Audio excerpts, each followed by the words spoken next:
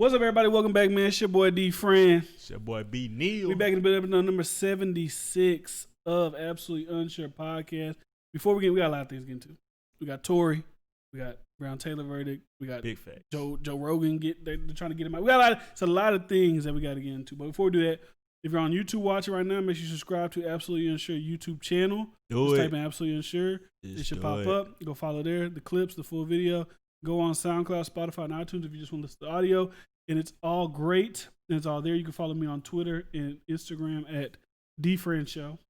Mm-hmm. And Bryce don't. And you can follow Absolutely Unsure on Instagram. I changed the name. You changed the name. If you were here last year, we couldn't figure it out. Last week we couldn't figure it out, but we figured it out. Unsure Pod. That's it. Unsure Pod.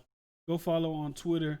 We tweet kind of like about relevant things that go on. Like we just see something, little comment, little activity. But go do that. So you already know how this goes, man. We're gonna roll into with the good things. I'm gonna let Bryce start it off. See if you got any good things for the week. I don't know how to feel about it, but I had last podcast like literally was it my birthday? No, September it was a few days after my birthday, and I completely forgot to say. It was like 2 days, 3 days after your birthday. Yeah, I mean, Bryce got another year around the sun. Yes, sir. To 26. 26 club. 26. Been there, Life path number 8. You lost me with that one, but 2 plus 6. That's all. Oh, okay. I was about to say, addition. Simple that's addition. how you rolling with it. That's how you rocking. But yeah, we got a lot to. So, do I have any good things? I'm talking like we got a lot of things. Any good? Not that I can think of, honestly. Everything's great. Everything's doing good, but I don't have like a momentous occasion to bring up or something to discuss for this week like I did last week. We still in the gym. We still working. Like I said, consistency. That's a good thing. Give me. 2021. You'll see. And anybody else out there on their weight loss journey, keep it up. Keep going. We rocking. Let me know. Why would I stop? Let us know in the social medias you on your journey. But let's get to it, man. You are unstoppable. Do you want to start with? It's all kind of like scattered. We got Brianna, we got Tori, we got Spotify trying to get Joe Rogan. We honestly don't even have to stay on the topic long. I just want to say I'm happy for Orlando Brown. Oh yeah, that's a good thing. That's a good thing. And him getting his life together. That's a good thing.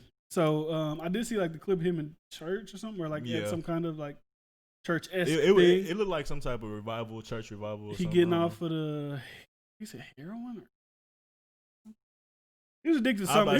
He was addicted to something, and now he's trying to move forward his life, better his life, get his life back rolling. So salute to that, because like that's what I'm saying. Like, it's one thing to praise. I don't know if people's praising when he was going on his downfall, but people loud about the downfall, but they don't want to be loud about the come up. So it's like if he's trying to do his thing and his real inspiration, honestly, then it should be saluted. I've seen a few people deal with mental health and recover, and it's just a testament to how strong you really could be internally. So I love it, honestly.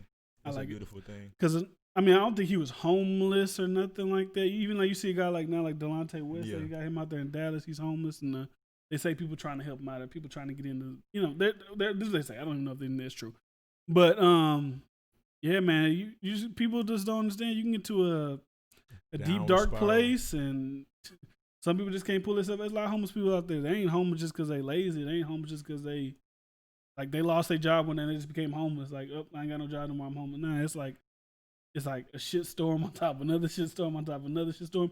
And if you think about a lot of people in today's age, like a lot. I was thinking about this the other day. I was like, think about if you didn't have like say you fall down and you do whatever. Say you don't have no friends you can go stay with, or your people dead. Like, it's not really that hard to become homeless, honestly.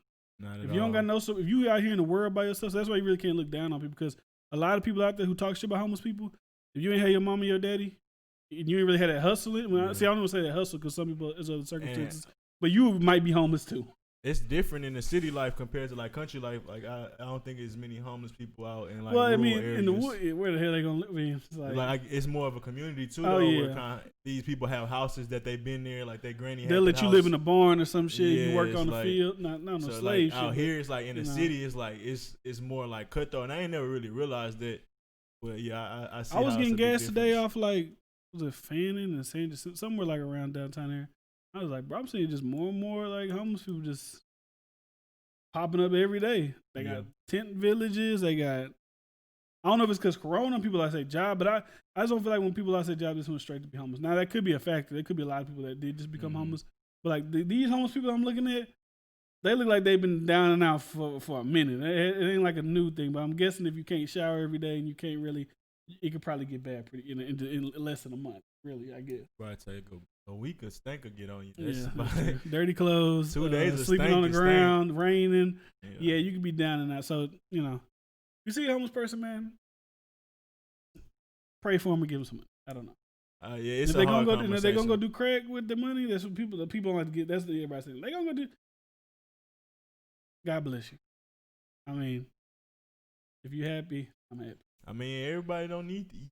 Yeah, man. Some people say I'm not hungry. I just need a beer. I mean, it's sad to say, but it gets to a point where if they don't have heroin, they'll more likely die than if they don't. They'll die from the withdrawals. Yeah, they'll be out there just. So it's literally either way. You kind of like you helping whatever it is.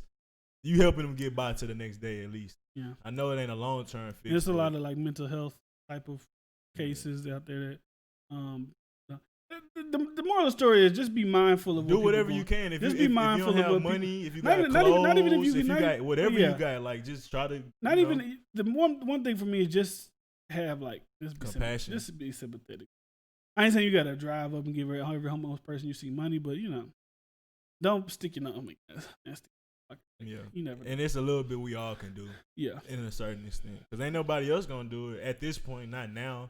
So it's like you gotta think of we got like what if it was you? Like just that's what it kind of be like to me. It's like I don't always want to think like that, but what if it was you? You would want somebody to look out for you. Yeah, like, I always think like if I'm standing out here all day, I want somebody to slip me something, $1, something like just. It don't take too much, but off the home like I was a little homeless, a little longer. Shout out to Orlando Brown. Hopefully Delonte West can get some help, and anybody who's homeless and needs kind of help, guidance, all this stuff. Hopefully they can get the help they need. Because I remember we was doing a thing one time. We was doing the homeless stores. We used to go feed the homeless people for football when we were in high school. And remember one homeless guy, like he just needed help. They gave him the phone. He called his sister. His sister didn't even know he was homeless. She came down, picked him up, and I mean I don't know how he's doing now. I don't know. You might not have been there that night. I'm about to say, we had spread out too. Yeah, but they ended up getting him back connected with his people, and his sister came, picked him up, and like I said, I don't know what this story is now. I don't know what he's doing. If he's alive still, if he's doing great, well, I don't know. But sometimes it be like that. You come travel down here, you disconnected, you ain't got no family, you ain't got no friends. You kind of don't want to call back home because you don't want to look like a failure, so you just out here trying to survive. And even when you do, they be like, come back home. I was literally reading D-Lake book, one of the comedians I watch now. He was just talking about he didn't want to call back home when he moved to Las Vegas when he only had 69 cents. And he was like, he didn't want to call back home because they was just like, we told you weren't going to make it. What you going to go out there and be? You thought you were going to be out there and go out there and be big funny? time? You thought you was going to be he was like, even when he told him about it, he was like, I shouldn't have told him because there's no way they couldn't even imagine my type of dreams. For just growing up in his community, like, bro, he was the first to go to really graduate high school in his family, then go to college, and now he dropping college and going to Hollywood. They're like, oh, this nigga, he said he think he's Superman. He doing too much. So it's like when you go back and ask them, it's like, nigga, they like, nah, you supposed to be the man with the plan. We ain't got shit for you. Because a lot of people can't see past they four walls. They can't see past like the norm. Like a lot of people in Houston probably can't see past the oil field. They can't see past these oil like this. That's because it's normal. That's what it is. Like I'm gonna get out of high school. I'm gonna get a TWIC card or whatever kind of card you need to get in there, and I'm gonna go work for the next 20 years of my life. And when you 7 days a week, 15, 18 hours a day, I'm gonna get a lot of money, but I ain't gonna be able to enjoy it. I ain't gonna be able to spend it. You know how many people look down on you when you don't take that job as a man? Like, yeah, they like, oh, you don't want to work that, you don't want to work in the plant, you don't want to get your TWIC card. Bro, I had people when I was working in, I was in the oil field, but I was in the oil business. Yeah, I wasn't in the oil field, so I was working in like what do they call those, manufacturing not workshop, but like a warehouse where they send the materials to the people in the plants. Oh, okay. And I used to tell them all the time, like, dang, bro, I can't. That scared shit out of me. I can't wait to go to the office, bro. You want to go to the office? That's not a man.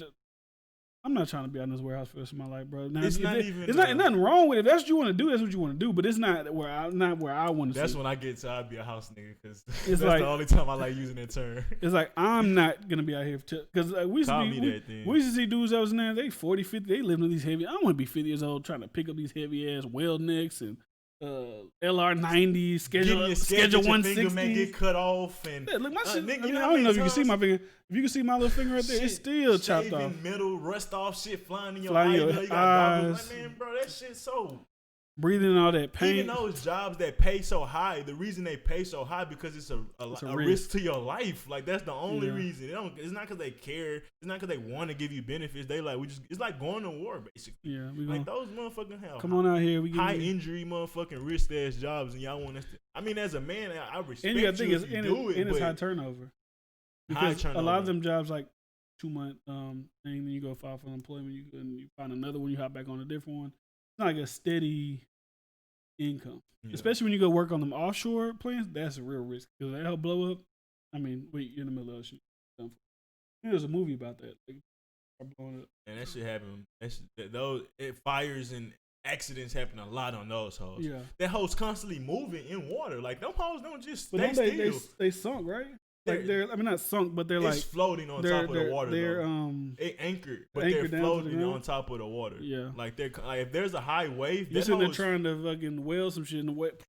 Hold on, maybe I'm wrong. Maybe it could be so big like a ship where you like on ships you could feel it a little bit, but it ain't nothing too crazy unless you're in like real choppy, nasty water. I watched that motherfucking video recently. The big ass wave came, that hoe went sideways like this and then dipped up. Ain't no way in hell you don't feel that. I don't give a damn how big that shit is. Like. Bro, on a ship, you feel that shit, bro. Like, I mean, I was a little seasick when I first got on the ship, but it's not like you feel like a little motion in the ocean, but it ain't like no like I'm not in the hoe. Yeah, my room, like God damn, we rocking. But I'm sure if we was driving to them storms and them big ass waves, your ship going like this, I'm sure it'll get real bad for you. You gonna get some storms real quick out there for 3 months. Yeah, no, I wouldn't be. Oh, you talking about in the oil plant thing? But all right. There's a lot. There's only 12 minutes, guys. We already went through like four different discussions already. We with it. Let's go to Breonna Taylor since Breonna Taylor's like we spoke about this a lot, so we'll just tie it up with a bow. So they did the grand jury over the week, and then the Attorney General Daniel Cameron came out and said that there will be no charges in the connection to her murder or her death, her tragic death, whatever you want to call it. They did charge one of the officers with wanton endangerment, which was pretty much like you're just shooting anywhere. You're endangering everybody around here, just being off the wall. So, of course, everybody started protesting. Everybody started getting vocal. Everybody started getting mad. I've said it a million times, and I even went to Twitter and I said I deleted my tweet though, because I felt like it was a little insensitive. I was like, it's a little insensitive. But like I said, as far as because Charles Barkley said this and he got killed. As far as charging them with like murder. There's no way people really thought that. Not even just because like, oh, black people never get justice. Not even just because of that. Why not? Why would not? It's like we spoke. It's like if I carry out a warrant and I get shot at and I shoot back, that's just like frightening. But if you say someone has careless behavior, how do you stop that careless behavior? The murder doesn't be involved in that careless behavior. Like if I'm drinking and driving, if I'm drinking and driving, I didn't intentionally try to kill nobody, but my careless behavior killed someone. That's manslaughter. Just for a citizen that didn't take an oath.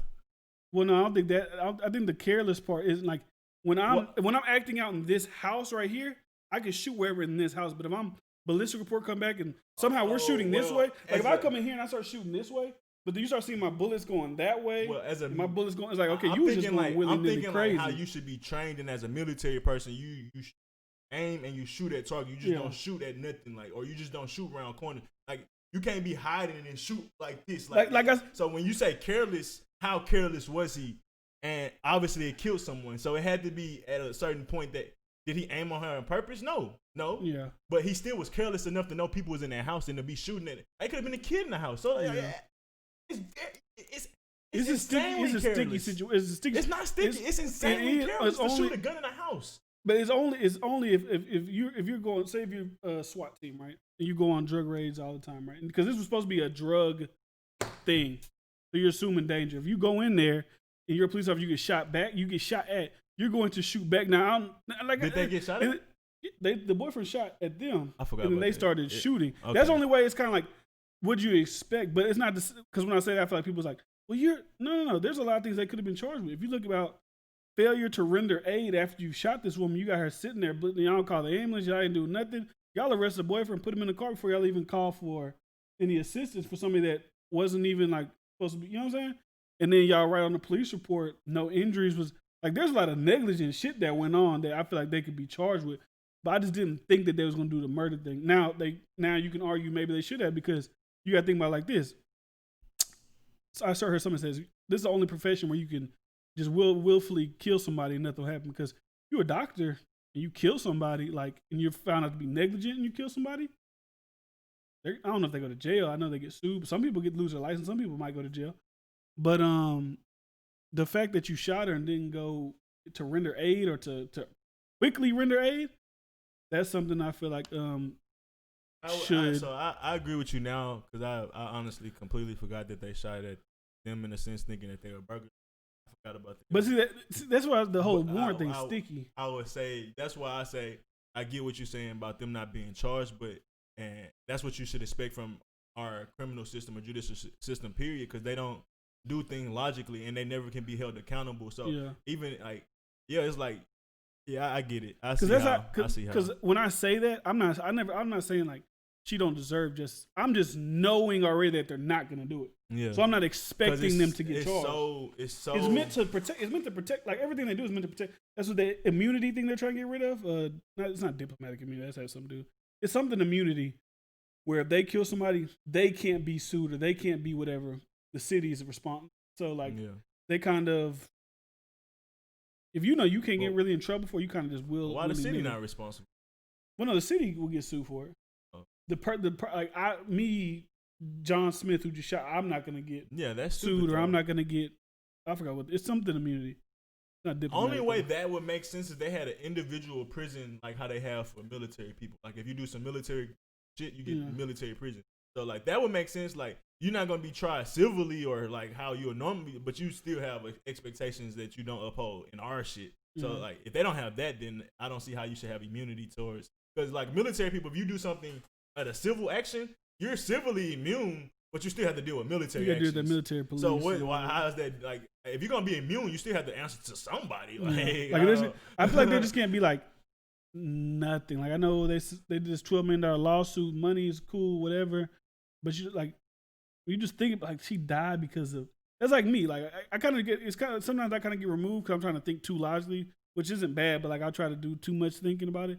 I gotta think about me. If like somebody busted up in my house because they thought, or say I just started dating Carla, right? And she used to be associated with the dude who sold drugs, who they're really looking for, but they got her on the warrant because they knew y'all was associated. They busted here, I shoot back at them, and they kill Carla. It's kind of like there's got to be like some like money's whatever, but it's got to be something. I think the no knock warrant shit, whoever implemented that should be held accountable, along with the cops to a certain extent for being careless, because somebody died. Like I'm not going to charge you with the intent that you did this with. What do they talk about? First degree, like you wasn't. I know you didn't go there. There's black people. I'm going to kill these people. Pretensive murder. Premeditated. Okay. So it's not like you had. Sometimes you could say they had premeditated shit, just like with George Floyd. But sometimes you can't prove that. But you still have to have some type of accountability where if you kill somebody carelessly or not, because last time I checked the warrant, it don't say dead or alive on it. Yeah, I say manslaughter. It's always that's the thing. Like it's always tricky just when. So like, when he shoots first, it's tricky. To what range does the warrant go? Like how? Like what are you willing to risk to achieve this warrant execution? Because it doesn't say dead or alive on it. Like you know how it used to be with because that's what they acting like. They act like cowboys and like shit. Days where you look for people. It's like is that person's life being at stake worth it? No. Like that person, you should not be trying to apprehend. Like that's not a thing. We don't kill people on sight in America. Like that's just not a thing. Well, I'm lying. It shouldn't be a thing. It happens. It shouldn't be a thing. I'm sorry. I misspoke. But yeah, I lost my point misspeaking. But I just don't necessarily think that Charles Barkley, and this is like back to like getting destroyed for like people's like, oh, he's a like once you speak out, you're a coon. You're this. It's like lie. If you just thinking of how their system, how it's created. Whenever the boyfriend shot first, or what they say shot first, we don't know. They say he shot first. Somebody released body cam footage. One of the officers, pretty much when the boyfriend shot, one of the officers got shot in the leg. I guess when he's, I'm hit. They just started going. They just started lighting it up, right? Because that's logical. Don't they live in an apartment building? Yeah. With hollow, like the same shit with the FedEx dude. It's a man that got kidnapped, and you're gonna shoot the like. Oh, that's another. It's like y'all lit him up. Like, how stupid are y'all? Like, don't y'all have more preemptive measures? Like, even if this person has lethal weapons, okay, well, we need to make sure shit don't get lethal. Yeah, it's always because like it's always like hard because like okay, because then you can just say okay, hey, homie got shot. It's 3 y'all. And I'm bad with the FedEx. Pull him out, maybe. I mean, I don't know. That's easy to say. With the risk, hindsight, but like, I'm thinking about the risk with the apartment, just like with the FedEx shit. Other people in other cars got shot, not just the people in the FedEx truck. Yeah. So it's like what? Like they on their bad boy shit. That's how Will Smith. Like imagine how many other family people you would have killed. Like you could have killed or shot. That happens in the hood all the time with drive-bys that wasn't warrant for those people, but it's going through and y'all unloading. Like, come on, bro.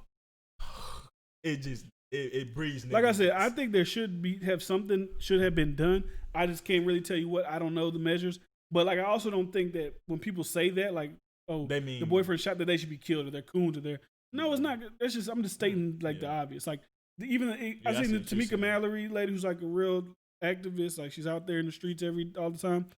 She was talking about the attorney generals. You know, you're no better than the black men that came over here with smiles on their face for selling us into slavery.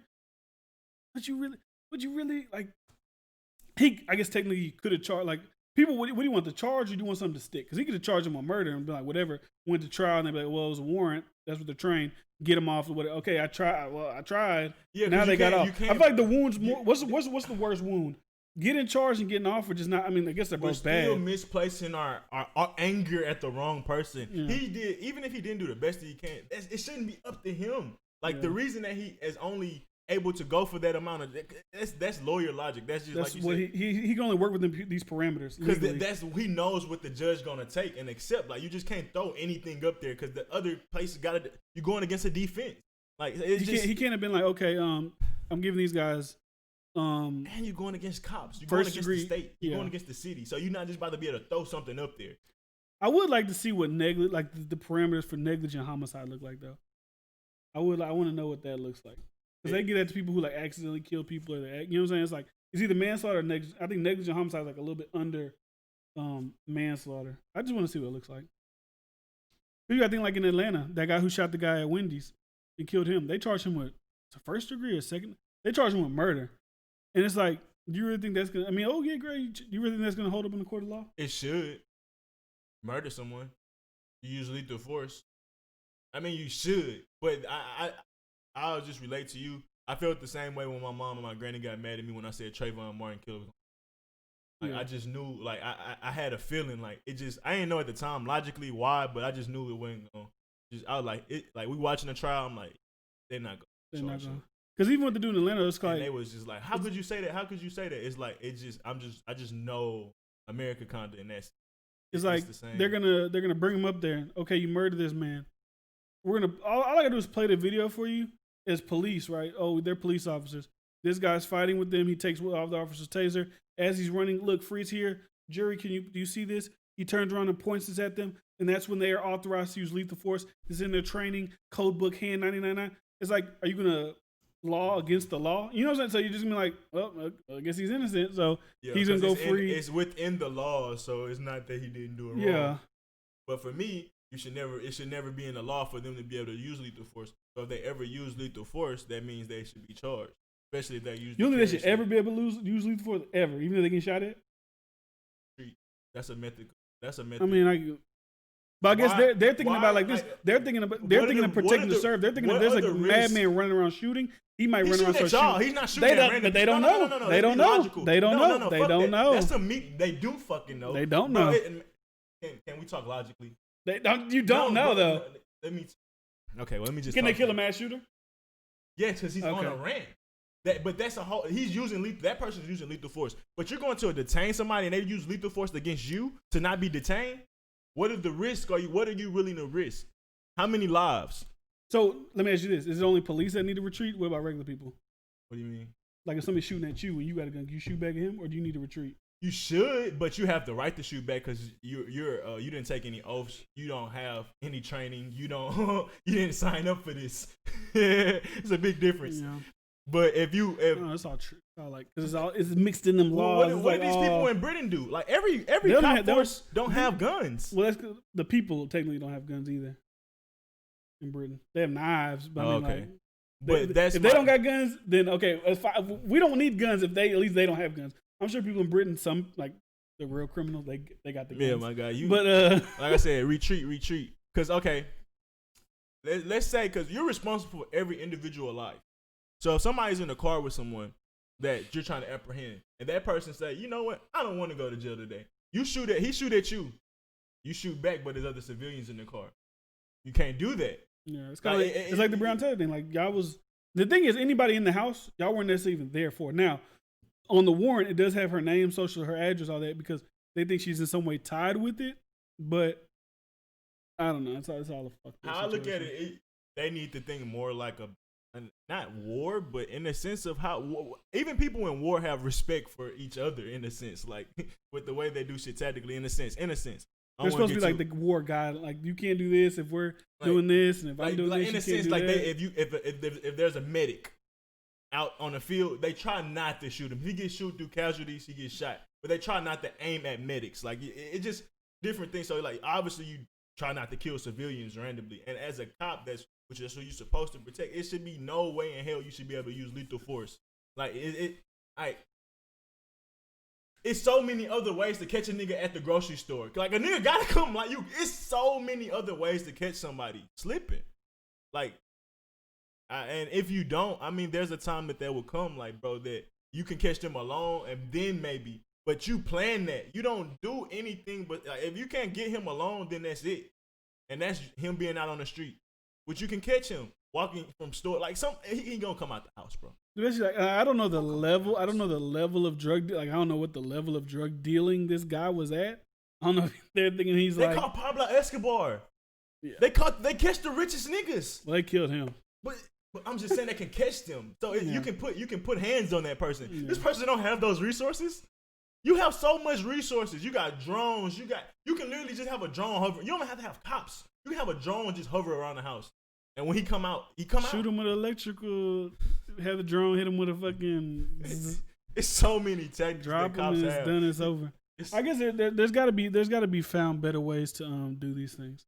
And that's why we can't hold them accountable because we so lazy with the way we allow them to go about things. I know it's not easy, sloppy. But let's pay them more. I would pay them more for them to have that sucks as a conversation. But when I say pay them more, them niggas gonna have to go through a certain amount of tests as well. They ain't just getting the same old treatment that's been happening. But if you're gonna take these risks, you should be getting paid like a military person. In a sense, I don't think they get paid. I do. It's just like you should be held accountable to a certain extent because, like I said, like if you looking at a house, right, and you like this person's in here, we're gonna do a warrant. We're gonna do a warrant. You gotta really like. What's the cost benefit analysis doing? Like, okay, we're looking for Breonna Taylor. Profit, we're doing a no knock warrant. But yeah, something like a cost benefit analysis, risk versus reward. Okay, we see she's in there. We see she got a guy we don't know who he is. Do we think it's worth busting up in here? Especially when we see people busting places with kids. Never. Like, when is it ever safe to bust into someone else's home when they have the advantage of knowing their rooms? That's true. Like you never should do that because you're never in their proper engagement. That's why they don't even like walking up to somebody's car because you don't know like to a certain extent what's on their hip. Yeah. So you gonna walk into someone's house? How is that even logical? I really want. I know this isn't justify anything. But I just want to know what kind of drug is he like a dude who said like a couple of bags of weed or like what kind of drug dealer is this guy for you guys to like be like this level of. Cause y'all had like five different warrants that they went to the 5 different addresses and executed all them other warrants. Even in Texas, they just do roundups. Yeah. They don't go in your house. But imagine if they did roundups and went in your house. Yeah. No knock. Cause most no knock in Texas. This is my thing. They're saying okay, we do no knocks because if we're going to drug dealers' homes, if we knock, they're gonna get rid of everything. But you should already have a case. That don't even matter. If they got rid of the drugs, gone. The element's gone. Like, but at that point, of course he could get them again. If you have a no-knock warrant and you have a warrant to arrest that person, you should just be you shouldn't need any more evidence. Yeah. Like, because to get the warrants, you had to have evidence and proof. So let's not act like so maybe I just think that they try to make it seem like it's better ways to get the criminal. Because the thing is with that one, especially this one, they had already arrested the guy. The guy they was looking for, they got him at one of the other operations they were trying to get. So hers could have been prevented by communication. Hey, we got Jeff, whatever, I don't even know his name is. We got James McWinston. But that's how you know it wasn't that important, because he was just another name on the list. He just another. That was just one of the dudes they had to go look out for, and then it ended up happening and it went bad. So now they got to come up with a whole extra story, because the whole drug dealer shit, like, bro, all that shit kind of. That's what I'm saying. Like, okay, he's a drug. Like, is he El Chapo? Like, what is he? What do you mean he's a drug dealer? I don't necessarily think of they're drug dealers. They're the horror. I know many niggas that sell weed. Well, I don't know many, but I know people who sell weed. These aren't the biggest, baddest, toughest. These ain't the killers. The you know, they just Tommy down the street. He's a little whatever. Murderers. He sell drugs. The murderers aren't really the drug dealers. The murderers are the guys who are supplying the. I'm talking about the highest level. You get to a certain. I'm talking about the El Chapos. You get to certain points where you maybe have to defend yourself, or maybe have to stake your.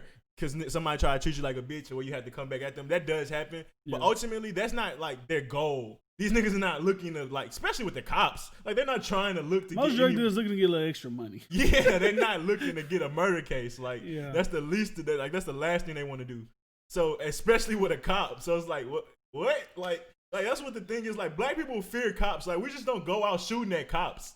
Like, we don't just go out fight. Like, when we most fight, people would probably just be like, all right, you got me. Yeah, like, we know you got 1,000 people out there. If they would have knocked and said police, dude would have been like, oh, my bad. Y'all got me. But then there's they say they knocked, but then all the neighbors said they didn't hear nobody say knock. But then there's one neighbor that said they heard something. So they're like, well, this guy said that's it's so like, what bullshit. Are we doing? Come on. That's so bullshit. It's like, how you going to discredit the 5 other people that said they did just to tag to the one? But that's how they do. Another thing as well. That's how they do. Cops are treated as, I'm trying to think back to my college days.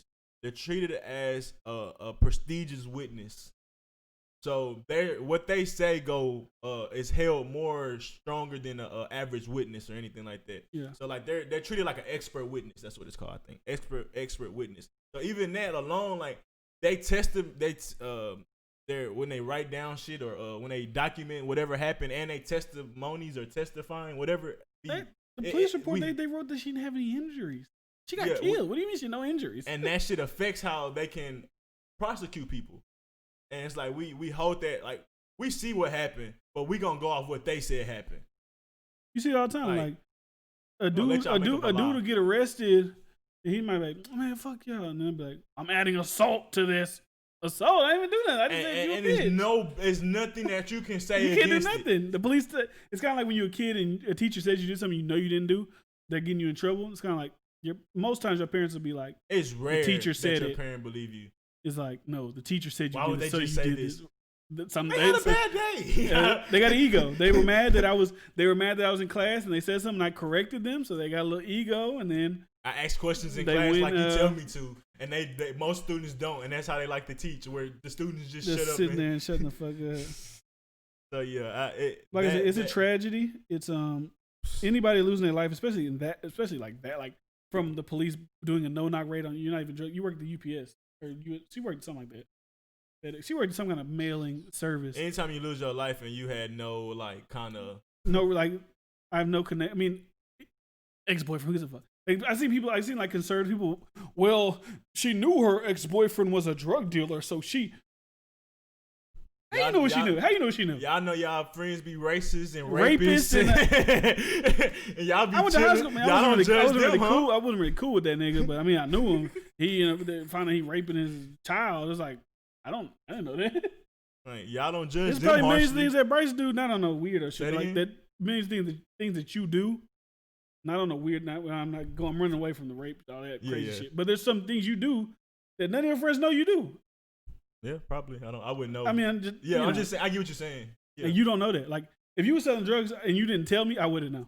Oh, I get. Like, I wouldn't know. See what you're saying now. Yeah. Like if Derek sells drugs, nigga, we switch jobs and don't tell nobody. Like we do as a man. I'm not about to tell you every move I make. Like if something bothering me or something, a good conversation, but I'm just not gonna be telling you every move. Now you can. Oh, but that's your boyfriend. How were they? Okay, some people just say they're boyfriend girlfriend. How do they live together? And y'all act like people can't lie to people.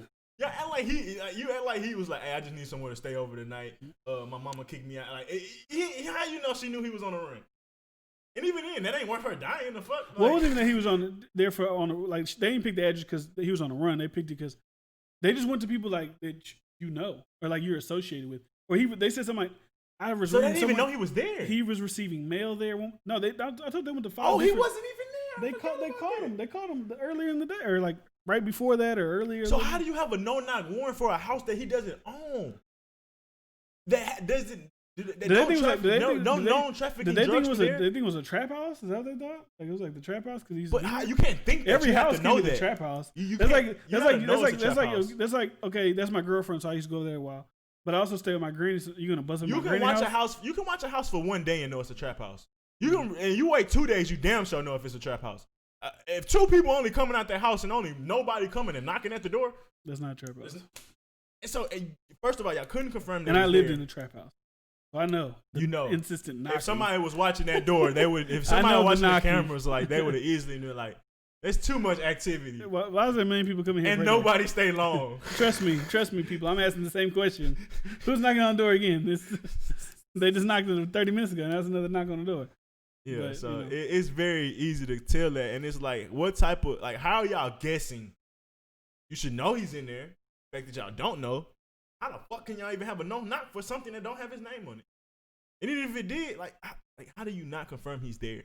Like, even when we watch, like, Boys in the Hood, or Saddam Hussein, or whatever they do, like the Iraq. They confirm they're there. Can you please confirm? Confirm. It's something in front of me. It's blocking me. He's blocked. Do you have him? Can you get cleared? No. Don't take the shot till you can confirm. Like, did you see him? No. We don't see him on surveillance either. They don't just bust in. They like you gotta wait. They wait. With military, I'm speaking away. For military, it's different because it's like.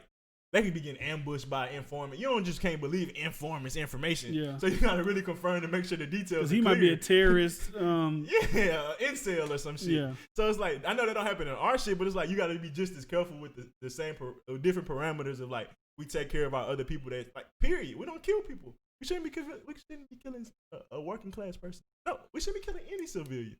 Fuck a working class, because some people don't work, and they'll make that an excuse. Well, he didn't have a job.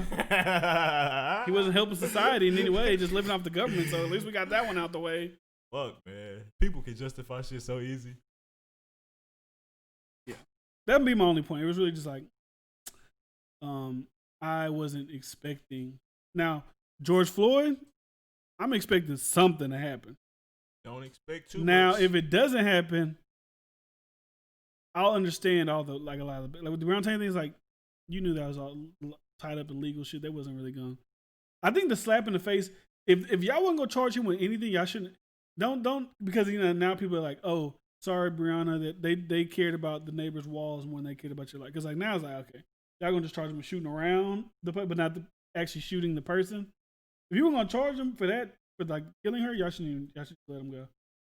Because y'all wouldn't allow people to like, oh, so y'all really don't care about black people's lives. Y'all care about the other parameters. You care about the property and being careless on the property, but not with the person. So they shouldn't even, if they were smart, they wouldn't even charge them nothing. Technically, that's would have been the best thing. Because that just looked like a slap in the face. It's like, but that's not up to the. It's up to the grand jury to. That's another thing with the Daniel. It's like, is it up to him or is it like does he? Bring up the charges to the grand jury. Because they were like thinking Breonna, about this. Does Breonna Taylor family have any say in it? Like, is it their their lawyer? Like, who lawyer? Like, who was like? I know it's the defense and what's the other thing? Prosecution. But I think what was the prosecution backed by? I think that only comes into play when charges are actually like leveled against somebody. I think when leading up to it, like leading up to getting charges, is only straight like the dealing state. with the it's only government. the state looking at the situation. Okay, how are we going to charge the situation? Like. The victim and all that, like they're not even really because like the state is the prosecutor. It's the state prosecutor then. Well, he's the attorney. He's the attorney general for the whole. They brought in the big guns. They ain't even like just like because if you're the attorney, like it's like if I got killed in my home and the attorney general for the entire Texas is the one looking over my case, it's like this. It ain't like just the district attorney in Harris County, or it's like the head lawyer in the whole state is presiding over this case right here. And he's represented by who? He's the state. So the state versus he's looking to charge the state versus who? The police, like looking to charge the city or the individual officers. The individual officers, and they all got officers with that one guy with the wanton endangerment or whatever. Yeah, so the state was done by doing that. I was trying to figure out who was in charge of charging. Do you with the grand jury thing? Do I bring up like, okay, grand jury, here's the evidence, here's what we got. We have negligent homicide on the table. We have wanton endangerment. We have this. And y'all vote for these things? Is that like the jury don't even get to pick what they think, right? That's funny. Like you being judged with the parameters of what they gave you. You're not really getting a judge. I mean, you can say innocent, but it's like, well, they may be innocent of that, but they still did that. Like, so it's like, but it's like, but there's no legal parameters for that. For him killing her because there's no legal for that. That's what they tell you, but you can, like, as a jury, y'all supposed to come up to with your own decision on what y'all kind of think really happened. So in that same sense, but the grand jury is different than the trial jury because the grand jury is only be presenting things. I'm saying like, jury and it's like the grand jury is. I'm only okay. Look, here's the case, guys. We were trying to bring charges of murder. Here's this. We got the video of ex-serial killer killing this person. Do y'all think this warrants first degree murder? No. Second degree? Okay, so we're gonna charge you with second degree, like that type of I situation. Think like how everything has checks. I think I could be if you know and you're listening, you know like the real how it goes. Let me know. I would say from just your example, then since we don't know, absolutely unsure. If the grand jury makes a decision from getting a pick, like how you say they should be able to pick, like all right, they get is this capital, is this reckless, is this manslaughter, and then the trial people. They should be able to go over it and say, yeah, we see what y'all was saying there because it's been 3-4 months since that happened or y'all made that decision. We're going to take all of that to accountability and then make a case. But that's the thing, too, that's different because it's a whole different jury. But that's really being judged by your peers or your like that because it's not just one group of your peers. You got two different chances. And then if they both coincide with that, then it's like, yeah. You know what the craziest thing about this Breonna Taylor thing to me is, besides her tragically dying, besides that, the fact that I think if it wasn't for George Floyd getting in a mob, if it wasn't for George, because those are the first things I ever heard about. Yeah, dropped the shit. They wouldn't have even brought this up because it was such like this is my main point. Imagine how many other Breonna Taylors there are that we never hear about. Even imagine the people that kind of get a little traction on social media. Look, this happened to this guy here. And they don't really get picked up. People don't really push it, or maybe the big media, they don't push it, or whoever's pushing these things. It's just crazy. Like there's I don't know, thousands, but there's hundreds. You can't even put a number on it. Because how often do we see it on our phone? It's a lot.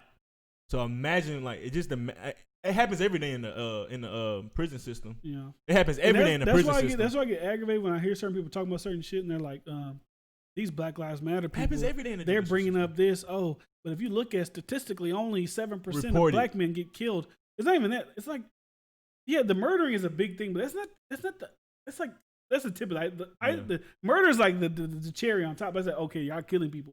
Let's not act like people ain't getting beat the shit out of every day. Prisons, on the way to prison, you're not even guilty. You getting racially profiled. Let's not act like these. I hate when people act like these things are not real. And that murder statistic is what they categorize as murder, not what we would deem like. Nah, that nigga, y'all was negligent for that.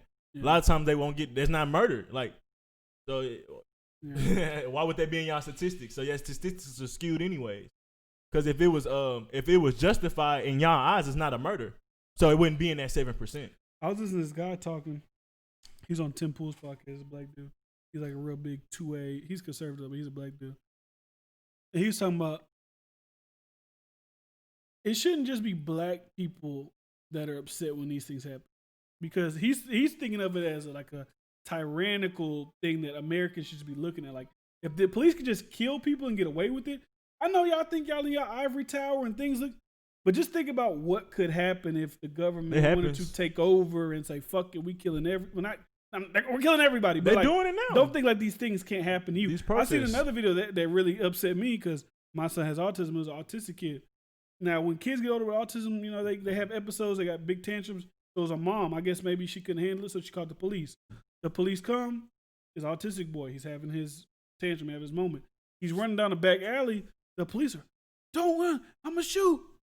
He shot the autistic boy 13 times. He survived, thank God. But like, I'm just like, you have no. It's like I don't know who. There's always these things. Oh, well, send like. I don't know who you send out there. I don't got the answer. I'm not the person who's gonna give you the judicial policy. I don't know. These white people be knowing and connected to cops, but so they be. The fact that it's like y'all just don't give a. Like an autistic kid having a tantrum could look wild to you. It could look really aggressive, but you gotta also understand this is an autistic kid. How aggressive does that look? Tantrum. I've seen people have episodes all the time. It can look like, bro. We know when somebody's crazy, going like not even going crazy. Like even if somebody was just going crazy, we know that they're not. They're in danger to themselves more than anybody else. Like you don't take that seriously as a threat. Like you just can't. Like it's he's running away from you. Yeah, he's not even like running. Like, he's not. He doesn't have a gun. He doesn't have a knife. He doesn't have. He's like just. The thing he's having an episode because he's autistic. The episode when he gets his stimulant or he gets his something to get him, he's gonna calm down eventually. Even then, it's not a threat, bro. It's not a threat. Like you have to be an idiot for that to be a threat. I've seen so many times. We go to we had class, like not class, but we seen them. We went to school with them every day. We seen them have episodes. It never was like, oh my God, I'm scared. Like you feel bad for them and shit like that, but not like call the cops. Like, that's not even a logical thing to me to call the cops. Maybe a medical thing. But at the end of the day, like the cops as a human being, like why are you treating everybody the same? Like how are you that everybody's not the irrational? Same. Even if it was a normal person that was just having a manic episode, they're not like how are you this ignorant when you like? I saw another one. This is a long time ago. This was like 2-3 years ago. Somebody brought it up. It was like a dude who was like at a facility, like one of those long-term care. And he was like walking out the back. He was walking towards the police, but he had. I'm like, I don't think he was autistic, but he had some kind of whatever. They just lit him up. It's like walking towards you with no weapon, just light you up. It's like now I don't know what happened with the case. I don't know if they went to jail. I don't know if they got charged. I don't know what happened, but I'm just like the thought process. Like if I'm a police officer, somebody's walking towards me, and I don't see they visibly don't have a weapon. Like kind of like you said, if I'm scared or something, I'm I'm a little scared. He might come at me. I don't really want to fight with the guy. I'm just getting my car. If he come over here and hit my car, I'm just gonna hit him first. I'm just gonna get out of here. A part of that test, it needs to be, of course, physical endurance, but also confidence inside of your physical endurance. Because if somebody's walking up to me, it could be a swole person. I really don't get intimidated because I've just tussled a lot in my life, so that's different. But if you have physical and you always have other units with you, like how many of y'all think to take that person down? And like if you're physically able and y'all train and y'all work out and doing like shit like martial arts, that's not nothing crazy. Military people practice that. I don't know why a police force wouldn't practice hand-to-hand combat. Yeah. So it's like that's why you so scared because you can't fight and you really been a bitch your whole life if we being honest. From not all cops, I know some cool cops and some strong cops and whatever. But it's also a bunch of niggas that's insecure that go in there and that badge and that cop solidify their trash ass life that they always had to go through and never really manned up in. And it seeps through when they get in sticky situations. Like we laugh at LeBron. We make fun of LeBron when they nigga missed a clutch shot with 50 and millions of people watching him. Cause we like, are you cracked? You folded. It's bullshit. But these niggas are cracking and we see it. Like they can't handle pressure. And we still allow them to perform in these moments when we ridicule these other niggas that's playing just a game. But when we talk about actual niggas' lives, they fold in the pressure. I wish y'all was as hard as on these cops like y'all are LeBron and Kobe and Russ and James Harden and all these other niggas. Y'all hard on us when it come to a fucking game, but when a life on the line, y'all don't hold them people to that same critical judgment. Ain't it crazy? And I know it's easy to compartmentalize those differences, but think about how hypocritical. I can't even say the word, but it's hypocritical it is. Like it really is. Like, it's just the game. We just got emotions. We'll put that same emotions to when these niggas crack under pressure. Yeah. Cause y'all niggas will go riot. Niggas are rioting because somebody folded in the game. I think it's like with the police too. It's kind of like, I guess I would say like a propaganda thing that like it's kind of like can't do no wrong. anything they do is kind of like looked at as can't do no wrong. And that's why I made that statement. Like, white people, it's the only thing that can make sense is y'all know these people so much. Like, it's y'all, because I mean, white people are in judicial positions. Like, period. That's just the most percentages. So I guess y'all have these connections that make y'all kind of oversee these. Maybe, but that's the only thing I could think of. Because these are y'all family members, your brothers, your fathers, just like with these other things we talk about. People get like real emotional military shit. They be like, my cousin's in the military. That's the military forces. But white you're looking at it like, even like with the Kaepernick shit. I don't really I'm not really scared to speak about Kaepernick, but like, you feel a certain way, not because of what you think or what you've seen. You've been told, oh, he's disrespecting the military. Your cousin in the military. You're not gonna look at no further into it. He's a bitch. Come on, man. And like I said, a lot of people ain't logical. They just look at the news, they look at whatever, and they say whole opinion. You see people on Facebook all the time. Do get on. This ain't just a conservative thing. It's both sides, because a lot of people be like, "Oh," because I guess people assume when you're in your of colored, you're like, speaking of conservative. You know how racist you. That's the new racist. Go vote for you. Voted for Obama, or you're just gonna go vote for. You're just a Democrat. That's the new. You're just a nigga. You're just gonna like. No, I never. I don't even vote for your information. That's why. That's why I didn't like that Tamika Mallory. That's why I didn't like that Tamika Mallory shit. That's why I don't like that Charles Barkley shit, because black people be these like activist people get all the time be like, we're not monolithic. We don't all think the same. We're not. But as soon as somebody thinks differently, they're coon. It's like they don't make sense. You can't say on one hand we're not a monolith, but then as soon as somebody goes against what you believe, and now they're coons, they're this, they're that. Now they're not. That's not to say there's not people that are not coons. They're not to say there's not people that aren't used by media. Because think about it like this. I don't know if Candace Owens is a coon or not. I wouldn't even say she's a coon, but she would have to look at the conservative media. Why is it that every time they bring you on shows, like every time you see her name, it's Candace Owens on Black This, Candace Owens on Cardi B, Candace Owens. It's not Candace Owens on gun reform. Candace Owens on this. It's like I see one just put today. Candace Owens on Black America. Now it'll be because her book just came out. It's called Black. It is about Black America. That's a good conversation. Every time that you are, it's always like, hey Candace, what do you think about this black shit? Yeah. What do you think about this? Not, hey, how do you think about the economy? Stay in your lane, basically. How do you think about the economy right now? I think that is. What do you think about black shit going on? And what do you think about these black liberals or the liberals using the black Americans? Like, come on. It's a excellent quote that I'm gonna slaughter from Malcolm X, but they pit us against each other. Like, basically, we've been programmed to be crab in a bucket, to be that monolithic or one-dimensional thinking tribe or culture, and that's, if we don't fit in these parameters, you start looking out like an outsider. But it's so crazy because we're so expansive, and like we know this, but it's a part of our deep programming on how a lot of things in society is meant to keep us in our place. We just don't understand it as much, but there's a lot of tactics that they use to keep us in our place. And they basically, Charles Barkley said something wrong? Charles Barkley said, essentially, he did shoot them first. So how white people, and I shouldn't say this out loud because we all have our codes, but how white people call us Democrats and have different races to call us, this is our black community telling us, hey, be careful, brother.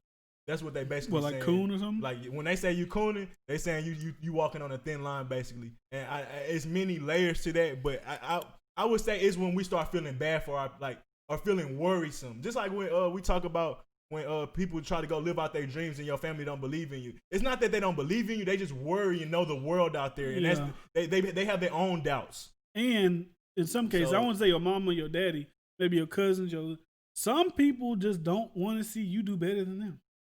Because what if that nigga do succeed?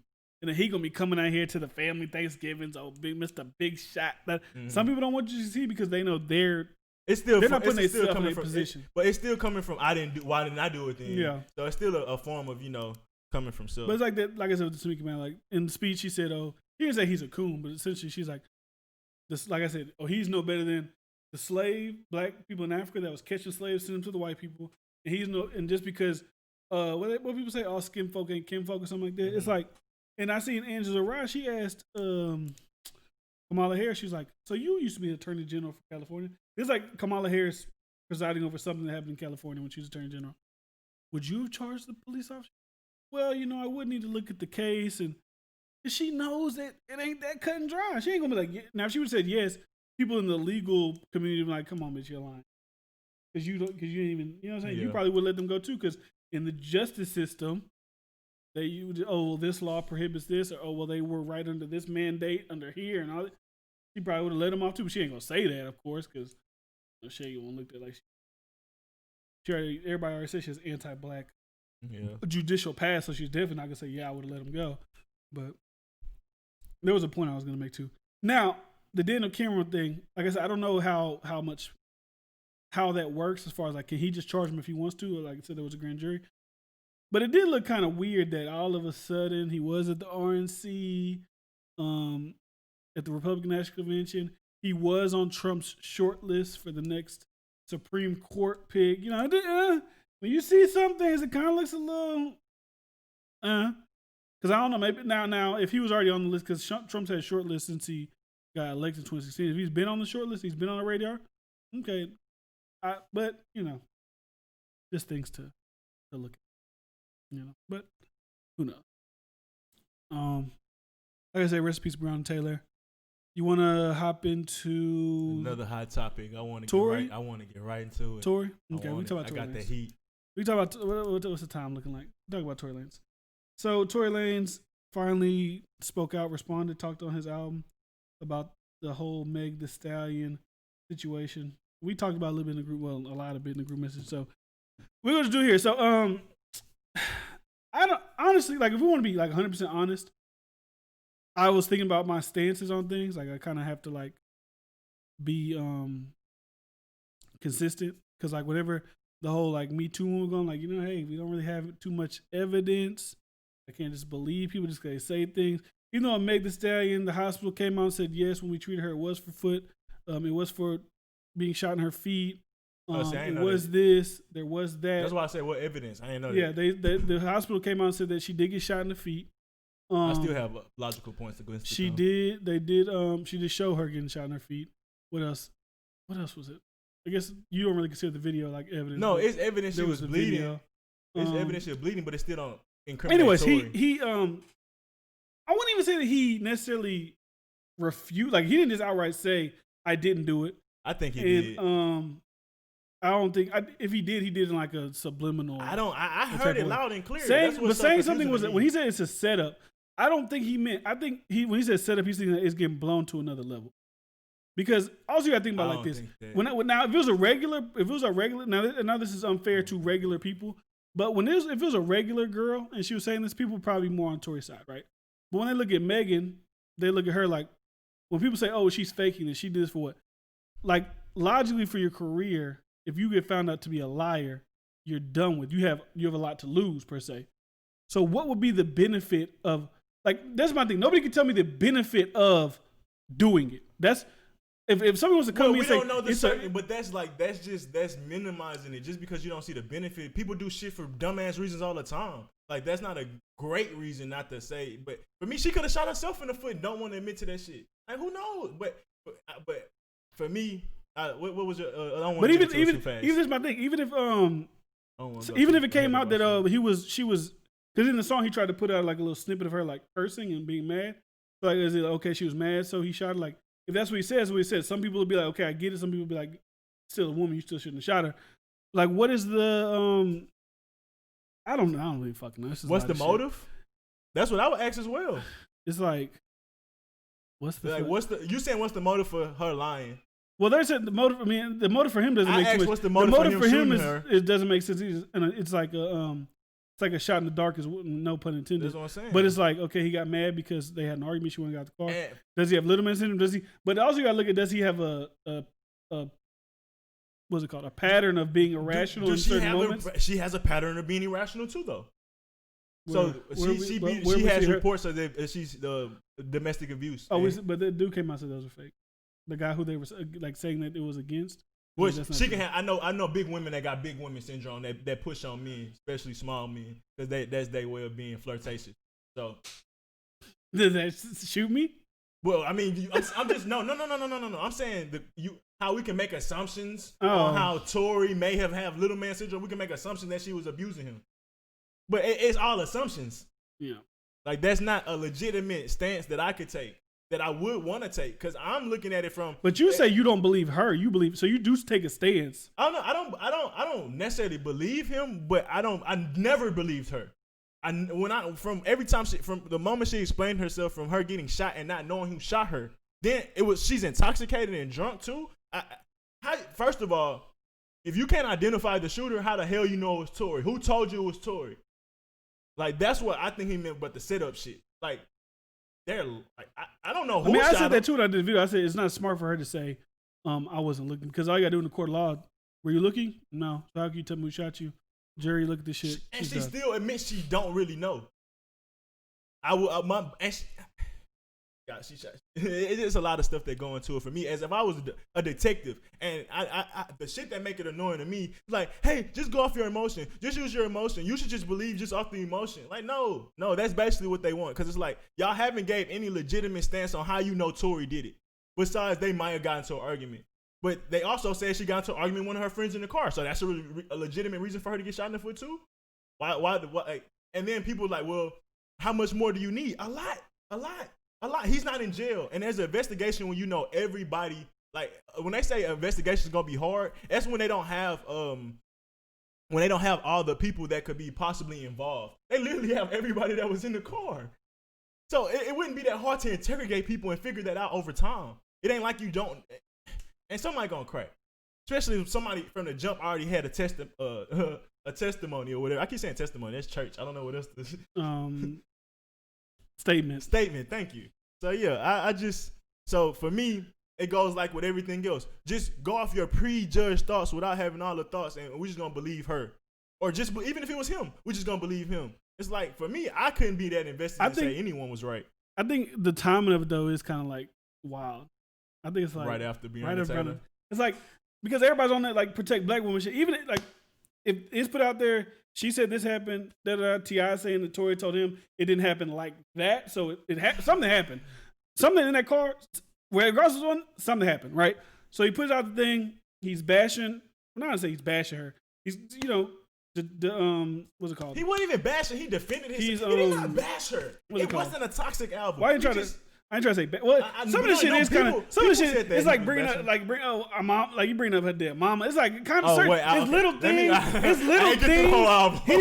He didn't bring up her dead mama like in a bad way, but he like, you know, you was in love with me. You cried on my shoulder about your mama. Both our mamas are dead. They would have wanted us to. They would have wanted us to speak. It's like, what the fuck? People taking out of proportion because they don't know their relationship, and he just basically putting it on the line like Drake said. You told me all of this for what? I know that shit. We go through all these conversations and deep stories, and then that shit don't matter. You just gonna lie on me? You just gonna betray me? I thought we had something different. I told you shit that I never tell any fucking body. And as a man, I know that's hard to do. So when he says that, if you understand that from another man's perspective, that's not something that you just share with anybody. And he really cared about her. And that's all I heard throughout it. And when he mentioned that mom, like, I did remember that. He wasn't malicious with that. And anybody blowing out of proportion don't really understand their relationship, or at least the relationship he thought they had.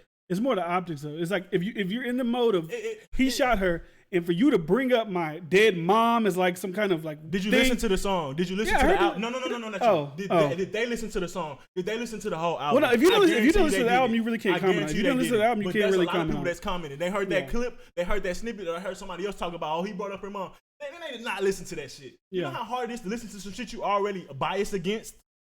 Every time when somebody tell you to watch something that you don't want to watch, how easy is it for you to just tune that shit out and only hear the shit that you want to listen to? Yeah. Like, bro, that's why I don't want to hear that shit. Because all y'all did was take y'all emotional ass opinions and go listen to his album.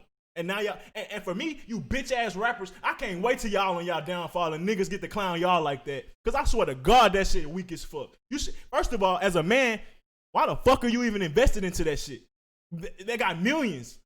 What the fuck you buying a fucking Rick Ross? That shit was whack. I ain't gonna lie to you. All these niggas that got a comment or like that shit whack. You doing that shit for clout. You don't give a fuck about Meg or Tory. You just doing that shit for clout. I guarantee you. That nigga Ross said I bought you for your shit when double acrylic on that pill. That shit weak. It's funny. It's funny. It's funny. Don't get it twisted. But in the sense of a manhood and how I'm thinking, what happened when you put Molly out and they drink and they ain't even know it? You was salty when niggas wasn't taking your side, and that was a bullshit ass case against you. Niggas be riding on the cancel culture when it is against when they on their side, but when it's on their side, when they go against it, they be real salty.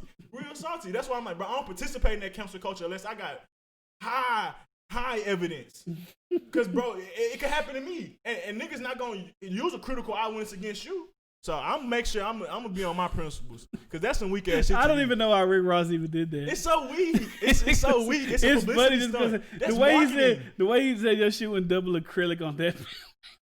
even on that Pip. That Pip old than motherfucker too. Yeah, bro. I don't know the smart car part. It's just clout chasing. It's clout chasing. It's just to be in the conversation. Like, this is what it is. He may feel that way, but like Tori even made a good point. It's like, if you're gonna speak on it, don't like have your Bel Air endorsements and don't tag your endorsements. Like, it doesn't look like you're genuinely speaking bro. about this. They don't. If you have your 2 Bel Air bottles, and he's been doing this Bel Air Towers thing for a minute, but he has at Bel Air Rose, at some other at Wingstop. I don't know if he put at Wingstop, but I wouldn't be surprised. He did do Wingstop. I wouldn't be surprised if he did. It doesn't look genuine. It's kind of like, but like I've already come to realize that's what him and 50 Cent do. Whenever 50 Cent get talk shit, it's always hashtag Leecha Malucha, whatever the fuck, hashtag power. It doesn't matter if it's the most serious topic in the world. I think he did a RIP Nipsey, and it was like hashtag power, hashtag Leechy, whatever the hell alcohol he sells. That's what they do. But like I said, I don't know if it's necessarily genuine. Now, so what would you do if a rapper who knows, like if you know Meg Thee Stallion, like Maxo Cream said, he knows Meg. If your friend tell you this dude shot me, what would you say? Maxo Cream, I ain't like what he was saying. I don't remember. First of all, I know he said something. As a man, if I know one of y'all cheating on each other, I can't say shit. Why? That's not my fucking problem. Also, if there's a fight outside, one thing I won't do is break that shit up. Why? Because as soon as I get in that's my drama, my mess. So as a man, why are you participating in some shit that's not your drama? This gossip shit, and we got these hard that's what Najee talking about. These niggas say they thugs and shit, but you Twitter fingers. Go pull up on Tory, Mr. Maxo, if you really feel that way. That's what I would say. And I know you just can't pull up on niggas like that, but honestly. He said he see him at the spot, they up the sticks on them niggas. They was scared. But why you don't talk to him though? Why you don't don't just put sticks on nigga because you ain't gonna kill a nigga. Talk to him. It was a difference. Did you hear that story? I heard it, but I don't know what it was about. It was just like that he seen him earlier in that week. When the dude went to the wrong car and they pulled. It was like when I say Maxo go talk to the nigga, niggas gonna like, oh go beat that nigga up. Go talk to the man. If you really want to know what happened, like you just gonna take her side? Let's go listen to both sides then. And then you address him as a man. You don't address him on Twitter finger. That's bitch shit. Honestly, that's women shit. Like I know we get on Twitter. I'm just saying that's gossip shit. And if you take that shit seriously, it gets to a point where that could be toxic. It is always hard though for celebrities because like they can't never react and respond because they're famous. Like we can react and respond to anything we want to, but when they do it, it's like even when they comment, like if somebody comments something to you negatively, like you say you tweet something, they're like, "Shut up, you fucking dumbass," and you say, "Fuck you." But when celebrities do it, it's looked at as like if Max will tweet out a song, because you're too rich to be doing shit like that. You too rich to be trying to access Tory Lanez through Twitter.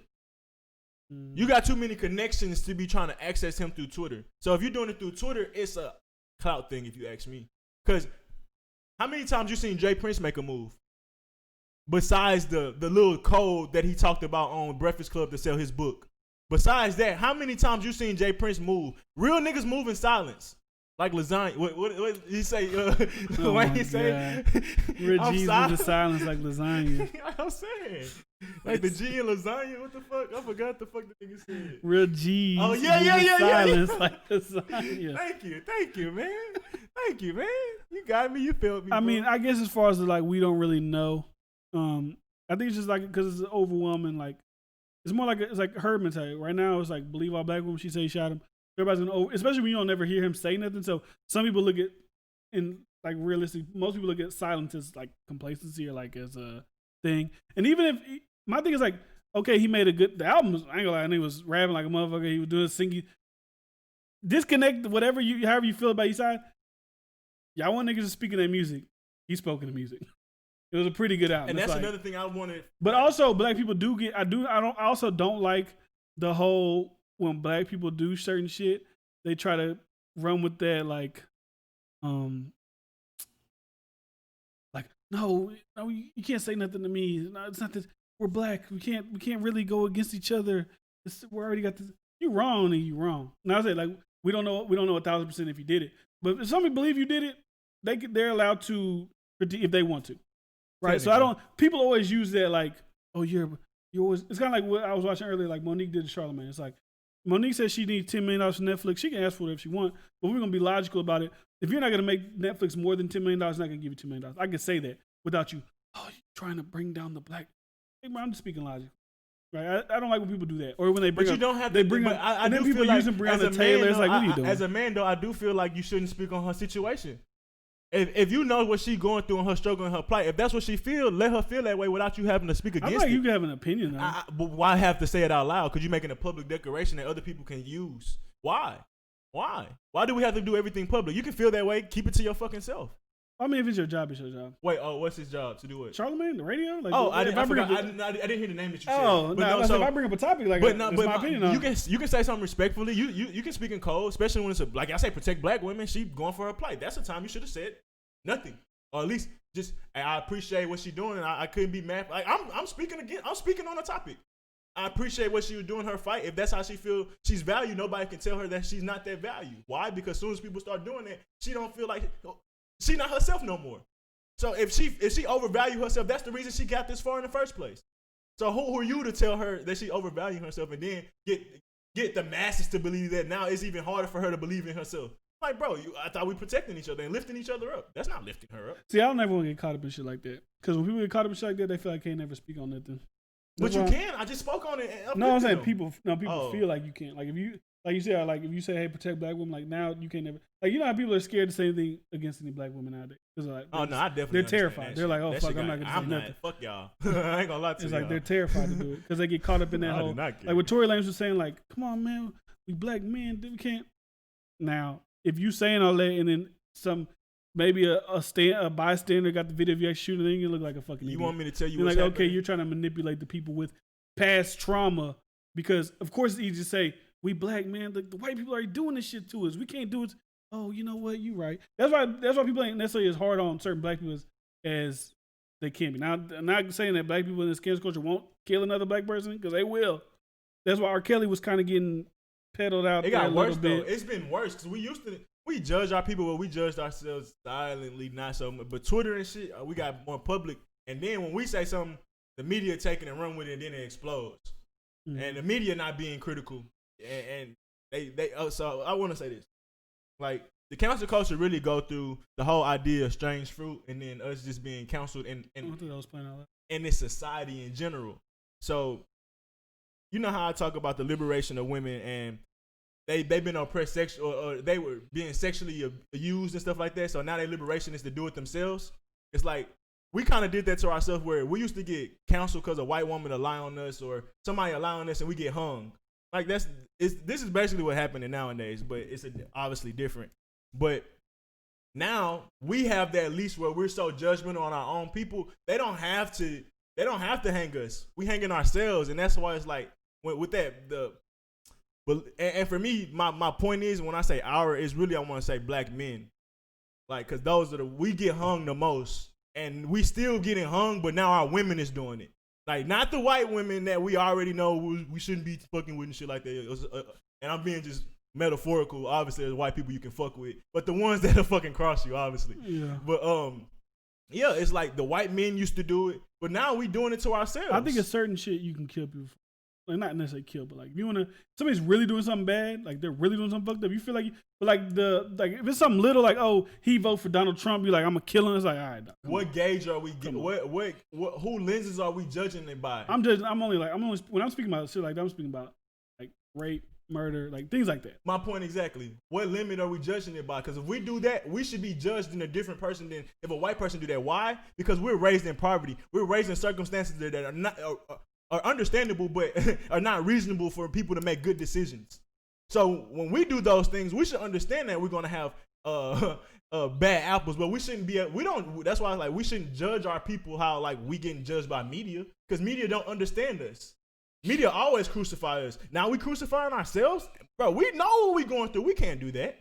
We can't do that. And like I said, I know. So what would be it's no excuse and there's nothing I can say right now that could rationally be like, how do you justify it? But OJ killed people or supposedly killed people. People still not. I don't want to. Let's not use that. Let's not use OJ. Like I said, I don't know. I just don't think we should be so invested in it.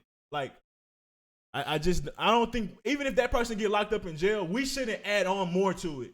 I'm not saying they shouldn't be locked up, but why do we have to voice a negative opinion when we know how fucked up our people already are? And the circumstances we're in, and they make a bad decision. Why are we? What do you call? like spoiled milk. You crying over spoiled milk, but you adding to the fucked up shit, and you're not giving no guidance. It's like, all right, so Tory fucked up. We just gonna no. We can get into why we probably get into why he fucked up. You can mentally get like, okay, look at this. But I'm just saying, for example, it's like, okay, R. Kelly, what he did is fucked up. He should get locked up because what he did was illegal, fucked up. Yeah. But like, if you want to look into his past, you want to look at his sister molesting him when he was 5, him getting abused this way. You can see how those patterns go, because when you look at white people who do those same things, people like that, they get case studies written on them. FBI do like, oh, well, he was molested when he was a child, that's why he murdered all these people. Like, I'm not saying they get sympathy, they still get locked up, but it's more of a, we understand why.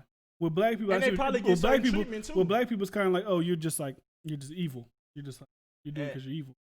And once the white man or media tell us something's evil, we demify our own people without having our own understanding on what we have to face in society. Knowing this shit deep down, we still ignore it because we're like, whatever they say, I guess. But it's like, when we fall, even if we do fall, who's going to be the person to really rehabilitate these people? We're just going to let white people handle them and never think about them, never send them any love, never send them any guidance, never send them books, never send them powerful information. Like we don't, like, we already know they're going to get dealt with. Black people don't have a long leash.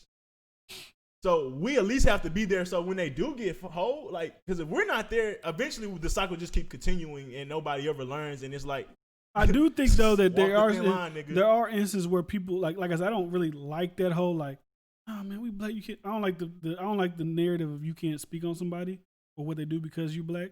I get what you're saying, but I just don't like that narrative. It's similar, but I also do know that people can, entities can use your over demifying of your people just to get people out of here if they wanted to. Like if, like just like smear campaign, like Joe Budden. Like if what he's saying is concocted smear campaign from iHeart or whoever, and they know like, okay, we say it's about Joe, we already know black people will kill him.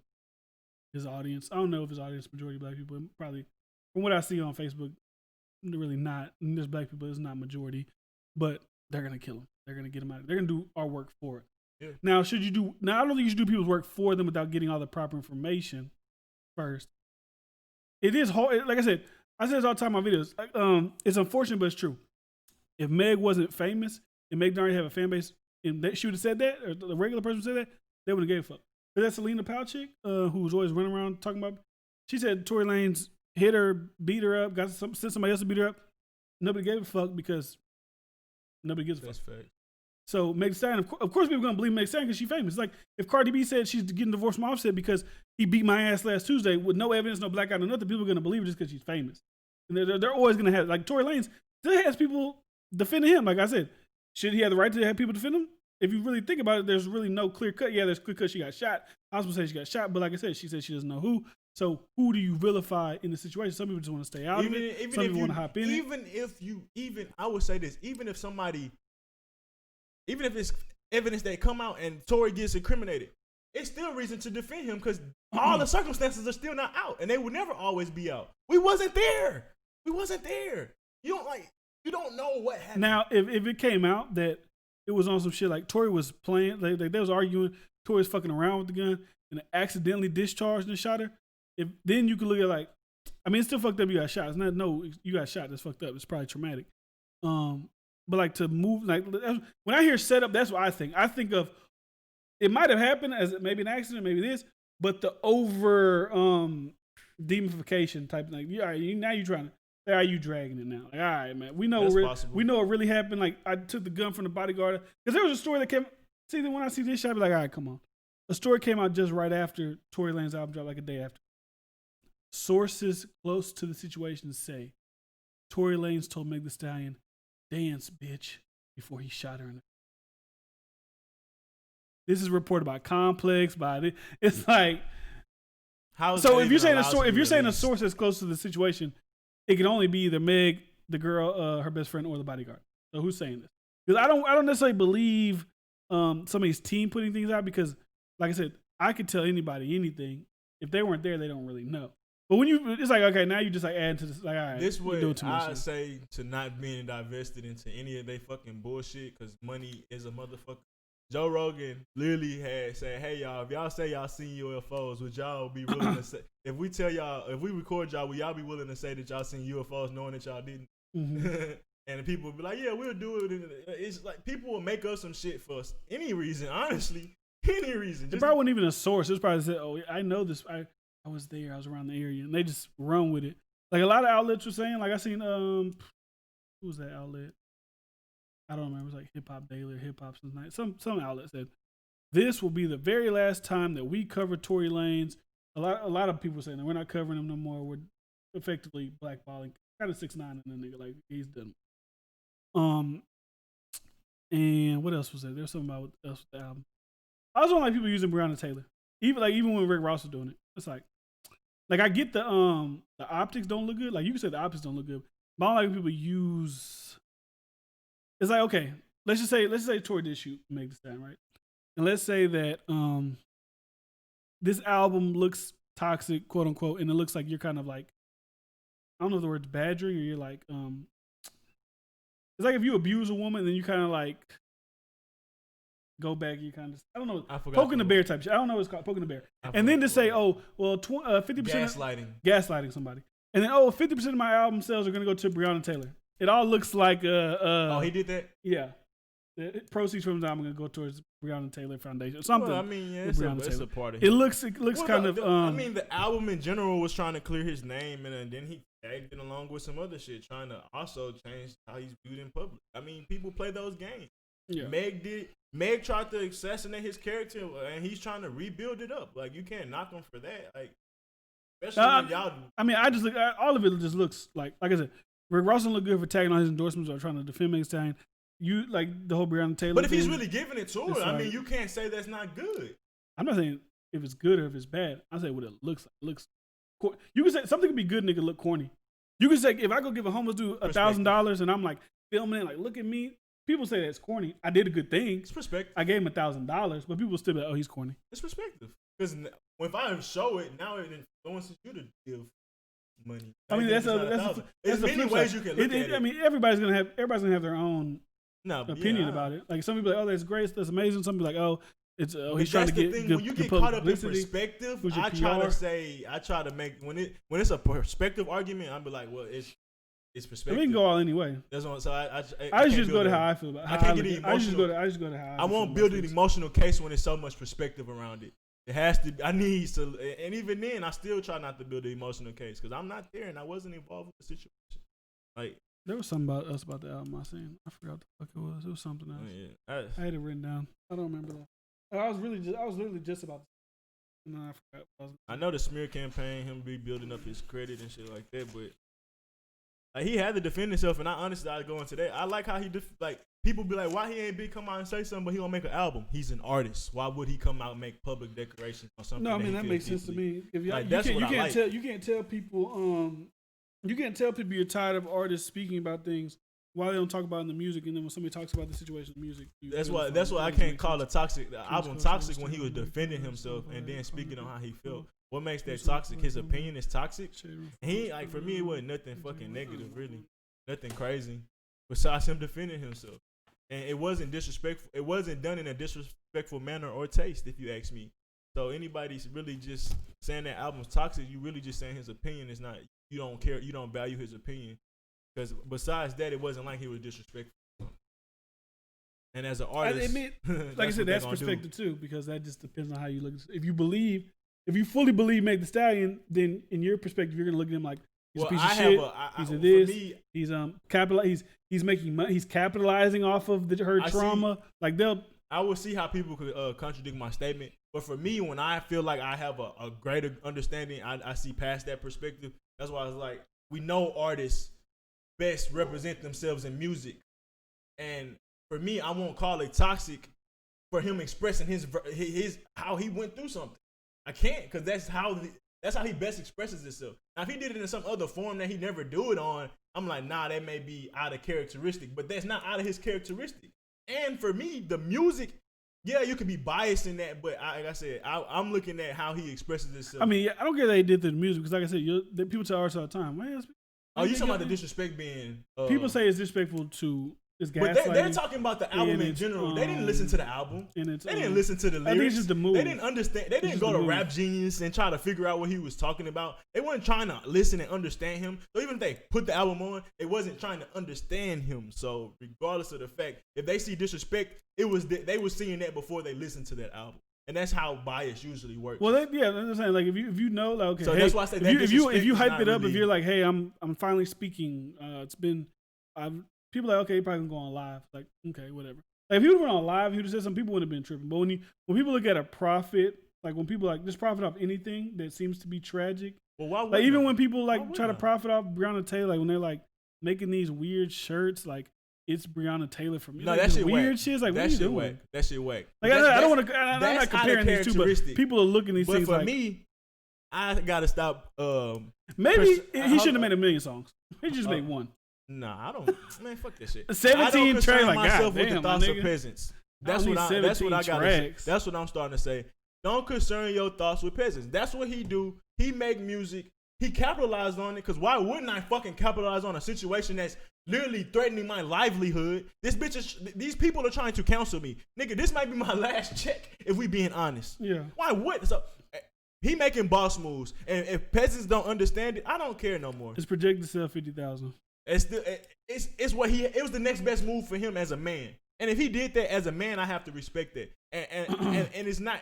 And I listen to it. I can listen to it more, but I don't see it as being disrespectful or done in bad taste. Like I said, I only feel like he was really just giving his side of the situation at whole, and not even this gun situation, their relationship situation. But most people that talk about that album and calling it toxic didn't dissect it. Didn't even care to dissect it. Probably didn't even listen to it 9 times out of 10.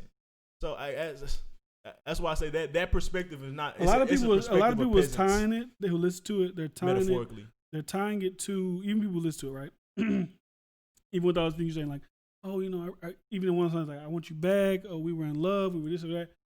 People are framing it as like, if you beat the shit out your wife and then next day you bring her flowers and you're trying to like, that's the toxic ass. Because like I said, people are operating out of the space of, they're not operating out of the space of, did he do it? They're operating out of the space of he did it. Like that's he did it. We listened to the album. This is toxic because if I'm to believe he did this is no different than a husband beating the shit out of his wife and then come next day and giving her flowers. Oh, I love you, baby. I want to be back. That's what they're equating it to. Like I said, don't concern yourself with the thoughts of peasants. This man put out an album that he probably worked on for at least 3 months that he probably died, cried, and sweated on versus a nigga just going to the store and buying $15 worth of flowers. It's not the same. This nigga putting energy into that album. One time I like the gesture of it, not like the actual. But the time gesture is not the same. If somebody apologized to me and they buy me flowers, I'm like, okay, that's cool. But that nigga put action and energy and some people might even think that's worse because he actually sat down and recorded this shit. Huh? How? Because they're looking at it as thoughts of peasants. Toxic. So they're like, this nigga really thought it was a good idea to sit down and do. Like you're more of a narcissist to do like to make an entire album. You're a person that doesn't understand artistry, a person that doesn't understand somebody that creates as an introvert, and that's how they that's a release for them. That's an ignorant person. Like I said, when I say peasants, I don't really mean poor people, just ignorant people sometimes. And even if they're not ignorant in general to that topic of conversation. And for somebody like Tory Lanez, I would consider the people that think like that peasants. Cause it's like, bro, you're trying to affect how I create and how I live my life, but you don't have no involvement in this shit. Like I don't my thing is, if he want to make music, he can make music. That's the thing. That's like me telling Joe Budden, like when he had all his shit, he should have went on his podcast. He should have wrote a letter. You know how many times I come on here to get shit out? Like we say that's our release. Shit. So if somebody gonna judge me on me using my release, Tory Lanez was trying to do his best Drake impression. As always, he was on his best Drake, and even like some of the melodies and flows. I'm like, isn't that this song? Like you know them last songs that Drake be having, and they be like he just be going. They be like his year-end wrap-up type shit with that last song. Like Tory got a little inspo from the Drake, and even I heard a little bit of Meek Mill-ish. Nothing wrong with that, man. No, it is. We used to clown a nigga. When we used to talk to Rob, we used to get on nigga ass. I know, but at this time, I'm not judging men critically. And black men as critical as everybody else is, because the critical lens is too much on us and not on society. Y'all judging us like we can't make no wrong moves, not even a slight move, without it being criticized heavily. I don't care if people criticize people over murder, rape, abuse of beating on people, things of that. But I just don't like he like Donald Trump, he said this, or he said this, or he doesn't believe. Like when it comes to like speech and thoughts, it's like cancel niggas off thoughts. My thing is, can we just, if we're not gonna uplift the situation like our parents used to tell us, don't say anything at all? Can we go back to that? Because if you don't have anything uplifting to say to Tory, even though because they're both victims in the situation, even regardless of the fact, the abuser is a bully. We all know they have problems. So both people are not all there. So if you're not gonna uplift the situation, don't say shit. Don't say shit. Yeah, that genie's already at the bottom though. Social media. No. I know that. I was about to say social media. It don't matter what happened. I'm gonna move as a man and how I judge people. If they don't move like that, I'm. If it's for content and all the other, but even then, it's like you can always uplift people, bro. And shout out to D-Lay. I'm reading his book, the art behind the smile or something behind the smile. It's a great book about his life, bro. Him just going through struggle, bro. But he was talking about how even when he was going to be a comedian, like people was like, "You're funny, but you uplift people." And it's like that hit me because I'm talking about shine and just shine, just uplift people, bro. Like that's not something that's hard to me. But it's like for us, we the opposite. We literally look to pull somebody down for a joke that could get thousands of likes. Yeah. Like instead of looking for, I don't know, it's not popular, but we can make that popular over, honestly. But versus, now it does happen. You uplift. Look at this company. Look at that. That do blow up. But we just gotta see what really toxic behavior is. There's more uplift. Like people try to uplift. The thing is, the masses aren't programmed to uplift. Yeah. Because if you look at these blogs, it's like I think somebody was talking shit to what's his name? He got what's the most popular hip hop? What's his name? Academics. He posted something, and people was like, "Why do you only post negative shit?" He was like, "Okay, well I'm gonna do this. I'm gonna post number positive shit. Oh look, Diddy did this. This person did this. That shit got like 2,000 likes, 50 comments. And now I'm gonna post some bullshit. I'm gonna post this is the Boonk era. I'm gonna post Boonk run the store grabbing a donut. 500,000 views, 8,000 comments. You know what I'm saying? It's like the people don't want to. Let me ask you this. That is take uplifting shit. I believe you, but then I think, what about that bullshit ass algorithm that we be facing? It could be social media. That's what I was thinking. I was saying, it could be social media. I'm not opposed to that. Like I don't follow boot gang shit, but it pops up on my shit. Like I don't even follow academics, but I know other people may follow. But it's like I think something to do with the algorithm too. No, it's an algorithm. You can even just talk to people, and when you even speak to people, I don't know about you. I don't even speak to nobody. But like, if you see people talk about things, what do they mostly talk about? It's mostly talking about shit they don't like. You rarely hear people talk about shit they do like. They're not like, oh my God, this is great. I listen to this. True. It's always That's like, true. Look at this fucking bullshit. Or look at this dumb bitch. Or look at Love Hip Hop. They're fucking dumb bitches. Even though they still watch the shit. Fuck the Kardashians. They're culture vultures. They don't be like, fuck the Kardashians. Like now, if you was like, fuck this, but I love these people, and then it's like, I don't think you should really be tearing that, whatever. But like, if you're doing that, then you're making sense. But if you're only preaching on the things you hate, that's just and people like I don't know, it just drives conversation more and talking about things you hate. Because as far as us, like media shit, it don't really matter for us because if you hate us or love us, if you watching, that's all analytics, baby. It don't really matter. That's why like when I see people like when I get a lot of dislikes, I just feel like I made you feel something. Like I just want to make you feel something. I just want to hear. I don't give a damn if you dislike, cuss me out. If I made you feel something, keyword, I did my job. Like you still liked it, nigga. Dislike if you don't like it's still a like. I don't really care about none of that shit as long as I made you feel. I just want to make you feel something. As an algorithm and the algorithm of this society, the more like to dislike ratio, the better. Because that's like, oh, this is a polarizing conversation. Let's throw it out there. If it's all likes, nobody gonna watch that. If it's all dislikes, really nigga ain't gonna watch that. But if it got a bunch of likes and then a good amount of dislikes, oh, that shit gonna get pushed. That's a part of the algorithm. Animosity and debate, oh yeah. So people comment, they talking. Like the dislikes. Yeah. That's why when people be commenting, they'll be like, even when you comment, like even when people comment, like somebody be like, oh my God, bro, I love your video. Sometimes you won't even comment. I appreciate I'm gonna start getting back into it. But then you'll be like, as soon as nigga be like, yo, shit, stupid. Fuck you, that's what I said. I'm gonna get into it, but I gotta stop taking it personal. And that's me in life in general. I be doing that too. I be like, and then not even to say I take it personal. I tweeted the Breonna Taylor thing. I was like, I said you pretty much you essentially use a fool if you thought they was really in trouble. So I was like, that does look considered. But then this dude commented back to me. He was like, what if that was your mom? Then I was like, first of all, I started like, I'm like, tweeting. Things don't really come off. Like when you're tweeting, you can't really talk. Like you can't really talk when you tweet, especially when he put you in that corner. Yeah, that was my mom. I said first of all, my mom would never be in that situation, but like. Why? Because she's white. I was being snarky. Why? Because she's white. Hey, fuck that. Talk your shit. I was being snarky. They're going to threaten your mom. Whatever. Hey, look, first of all. Never be in that situation. First of all. But, shit happens. If you got privilege, I ain't mad at it. But it really be people like, because they be spitting shit. Like, they think they're right.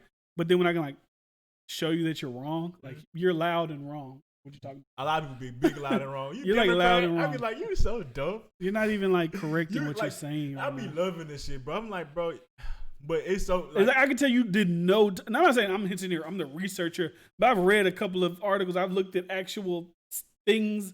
That's like when I say like, oh, they didn't. But they put on a police report that there was no injuries. Like they did that. You can first of all, you already knew he took it personal when he brought your mom into it. Yeah. But it's many signs in that conversation where people like you'll be like, well, I mentioned this, well they flip to that. I mentioned this, and they flip to that, and then they get to a point they're not even talking about the situation. They talk about you. And then also when I'm tweeting, I'm thinking about it in my head, but I'm typing. And how I'm saying it in my head, it doesn't look like that when it's tweeted. Never comes when out. I looked at it, I'm like, this looks really insensitive. I'm not meaning to be insensitive. I just wanted to tweet like, come on. Because you have to get straight to the point with Twitter. You only have 350 characters unless you're gonna make a blog that nobody's gonna read. Yeah, because I'm gonna do a notes and like screenshot it and post it. I didn't even mean the blog, but when you know how you add the tweets, they don't be reading all the No, that's too much. They see that first, and they're not clicking read more. Yeah, especially if they're not invested into you as a person. Yeah, it has to be something that made them mad. So. Most likely. That's the funny part. The really only way you can really make true engagement with people in this reality in this time right now is through anger or through like even that. Like if I tweet out LeBron James is because LeBron James that's divided. He's polarizing, so that could cause conversation. I get what you're saying. Though. I see where you're going. Something good, whatever. Nobody's gonna respond. Yeah. But if I say, man, this is I don't like it. No, it's gonna be polarizing topic sometimes though. But it could be you could be on the side of that topic. It's fine. They're not gonna acknowledge it or nothing. But when you go against what they say, it's a problem. Like I don't like abortions. That's enough for you get all the hate train. But when you talk about the reasons why you think abortion's bad, they ain't listening. They ain't invested into that conversation no more. Even like today, Trump did. He finally announced like who he's gonna nominate right for the not abortion for the Supreme Court.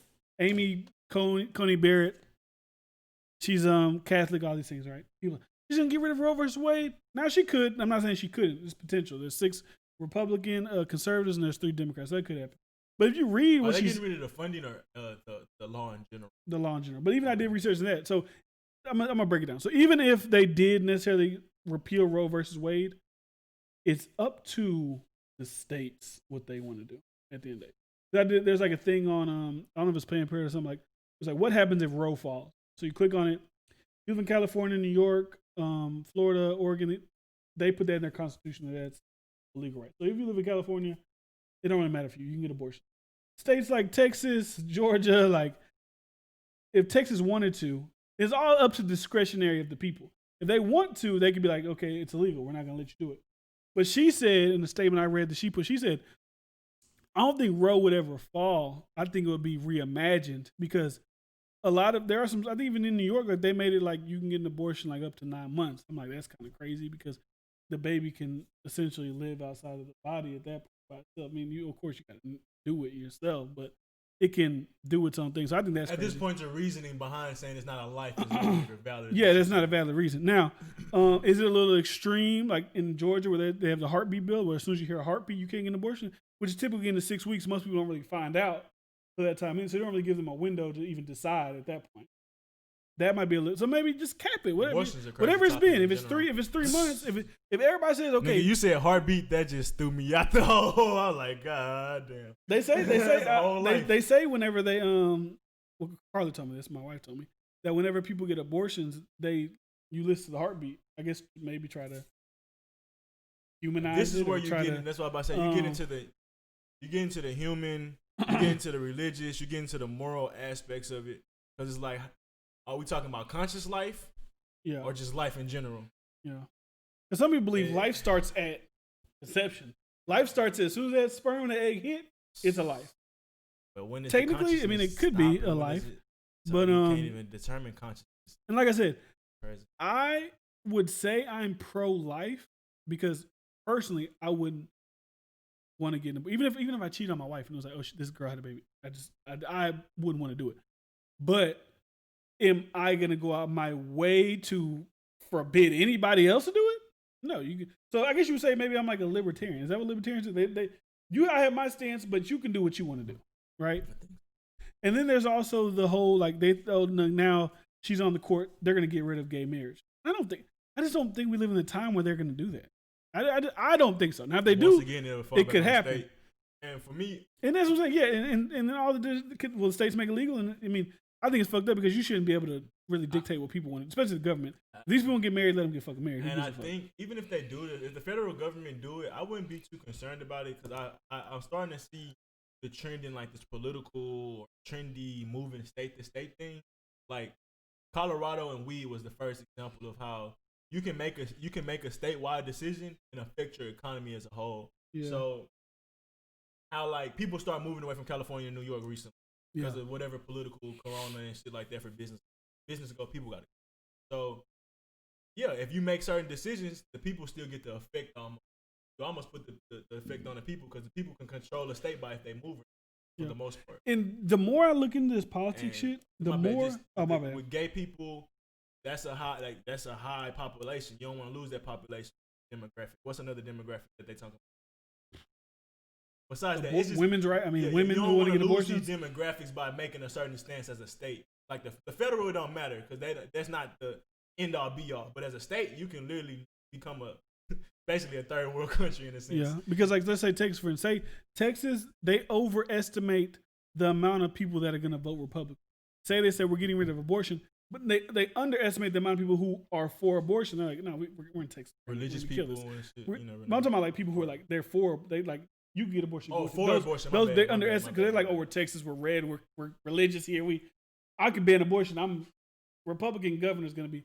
You might activate a bunch of people, and then Texas might turn blue, and then now it's you polarize it the way that you wasn't even trying to. Yeah, now it's okay. Now we got a Democratic governor, and Texas has their own Supreme Court. They can put whoever they want to put on that Supreme Court whenever that goes away, and they can turn the whole thing blue. For instance, you probably turn.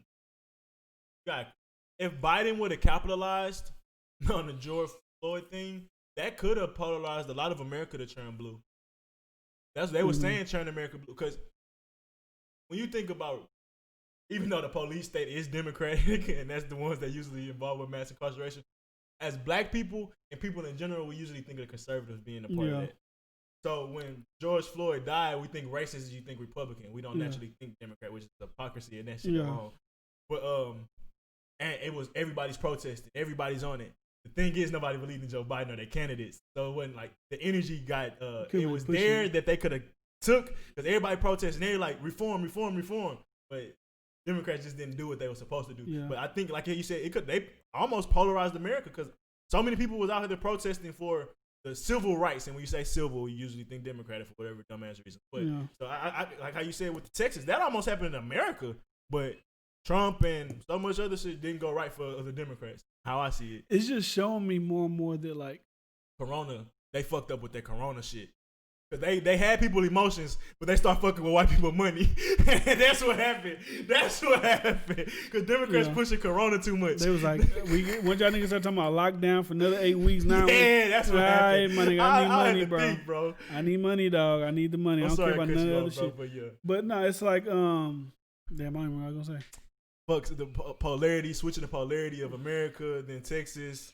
It was another thing. It was another something. Man, but anyways, that's how it was going for what's his name? No, Andrew Cuomo. People, this New York, the New York governor. They was like, oh, he's oh my bad. No, I said fuck that. I don't care about Cuomo. Anyways, looking more into politics, I'm realizing more and more that like we be so hard. The president don't mean shit. Like, you know, most people like, oh, the president, you know, it's shadow government, whatever behind him. I don't gotta go that deep into it. He don't mean shit, really. Facts. Congress, them fucking senators, and them fucking Supreme Court motherfuckers. That's why the Supreme Court shit is such a big deal. Big deals happen when power moves. Don't compartmentalize it. It's all of them. All of them. You can't put one. You can't say one has. But I'm feeling like these people.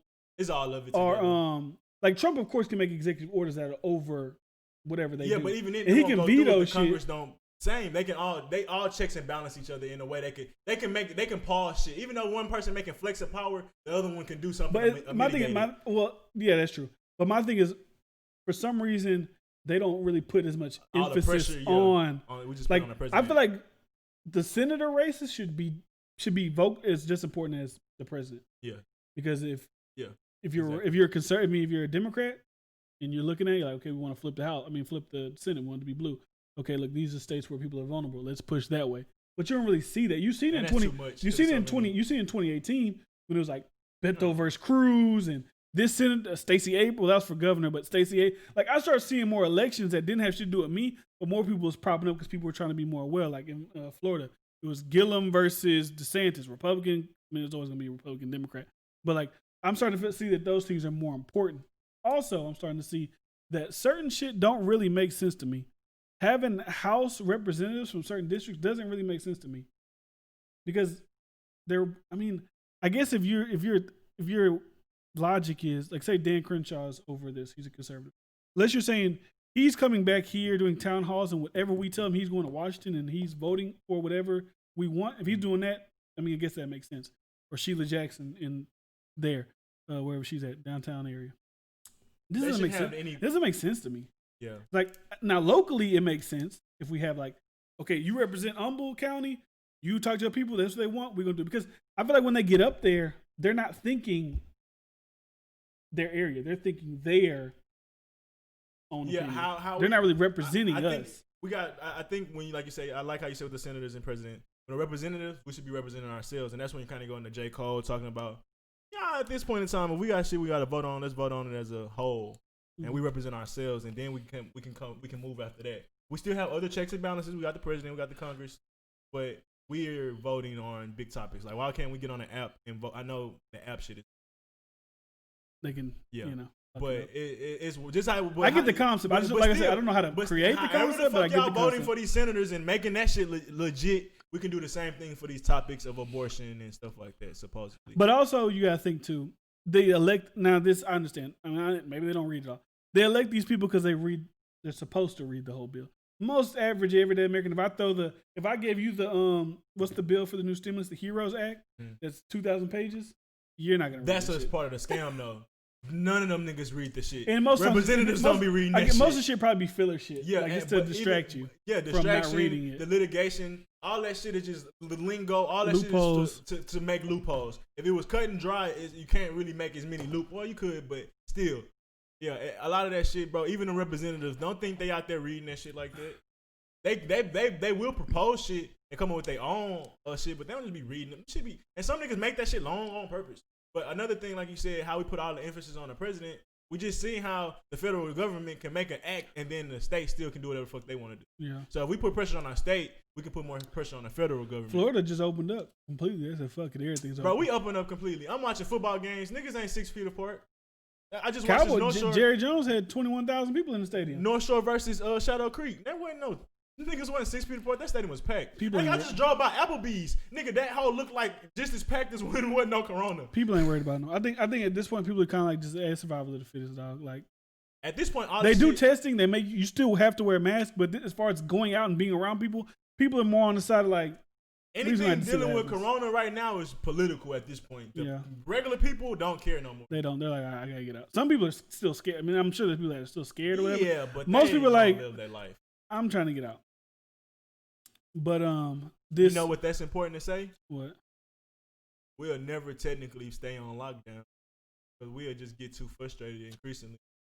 Like, I liked it though. Like, but yeah. Anyway, just back to my whole like the government, and even I guess it's more even like with the Supreme Court, like you say, like the Supreme Court has the ability. Not like I said, they set up the 10th Amendment or whatever, so states can have their own rights, but the thing about the federal government being able to tell everybody what to do in certain aspects is good for certain people if you live in certain areas. Like if you are for abortion, you live in Texas, Texas doesn't really want you to be able to do abortion, but since it's like a federal thing, I don't know. can Texas, if they wanted to, say no abortions, or because it's Roe versus Wade, they can't do it? Or is there a way? Okay, I can't. I can't wipe out abortions, but I can do like heartbeat. Like I know a heartbeat can always come within 6 weeks. Most people don't find out till probably 5 to 6 weeks. They wouldn't have enough time to get aborted. Is it like that? It's always a loophole because the federal government outlaws marijuana, but certain states can do marijuana. The thing is, you would have to. So the Supreme Court would protect you if your case got up that high. So you'll go through appeals. You'll go through all the state shit. You'll get tried by the state, but then the Supreme Court would appeal and make the Supreme Court. What's it called? That gives precedent. Like Supreme Court said this, so. But yeah, that's individual cases. They don't mandate. Like they're not gonna just mandate the whole state. Well, like I said, they set a precedent. So, like, if that happens to you, the state still could charge you. The state still could charge you. You have to get your individual case to the Supreme Court. It's just most likely to be approved because they already talked about it. I feel like sometimes when they set precedent though, because like when if you look at lawyer shows, I mean not other shows, but I'm sure it happens in real life. They'll be like, what time is it? Shit, we gotta go to the motherfucking gym. Anyways. They'll look at it and they'll go to a judge and be like, but look, in this case, I mean, it is a discretion of your judge what they would do, but they say, hey, in this case, he used the same XY defense or he used this, and they let him off. So you know, do your thing. So you have a good lawyer, but most people have niggas that's public. Yeah, so whatever. They're not invested in the Supreme Court rulings. Yeah. So, also we forgot to salute in the beginning with the good things. Deion Sanders, new coaching position. At Jackson State? Was it? Yes, sir. Jackson and State? He hired T.O. And who else? His coaching staff was lit. I was like, I would be mad at the coaching staff. I just seen T.O. It was Warren Sapp, D-line or defense. Yeah, he had some nice coaches. You know why that's live? He said over 70 years of football. You know why that's live for Jackson State? Because even if you're a small HBCU, have whatever, these guys have connections, and them being your coach, essentially, will bring eyes to your school that was never on your school. Yeah. Plus, the players are gonna be comfortable going there because like we know y'all got. Yeah. This ain't just a black it'll like hyping it. It's kind of like we said. Like sometimes a high profile player will get people to go, but if you get a high profile athletes and coaches to go there, people will. People will. And if there's a football team, Deion Sanders, T.O., Warren Sapp, and they're good, and then most people be like, well, you know, he was coach. He's big. He's 6'5", he's 280, got good movement. Shit, he was coached by Hall of Famer Warren Sapp. He's got to have something. At least in the first 4 years, they'll be pretty dominant in their conference. Yeah. Because it's like, bro, what other coach got a name like Deion Sanders and Warren Sapp and T.O.? Like, come on, bro. So, all right, this is the last thing. We'll get the fuck out of here. Spotify, Joe Rogan, trying to edit his podcast, trying to get him out here. I'm going to read a little bit of it just so we can kind of breeze. I don't want to breeze through it, but, you know, we're trying to get somewhere. So, Spotify employees were demanding direct editorial oversight over the recently acquired Joe Rogan Experience podcast. That would include the ability to directly edit or remove sections of upcoming interviews or block the uploading of episodes deemed problematic.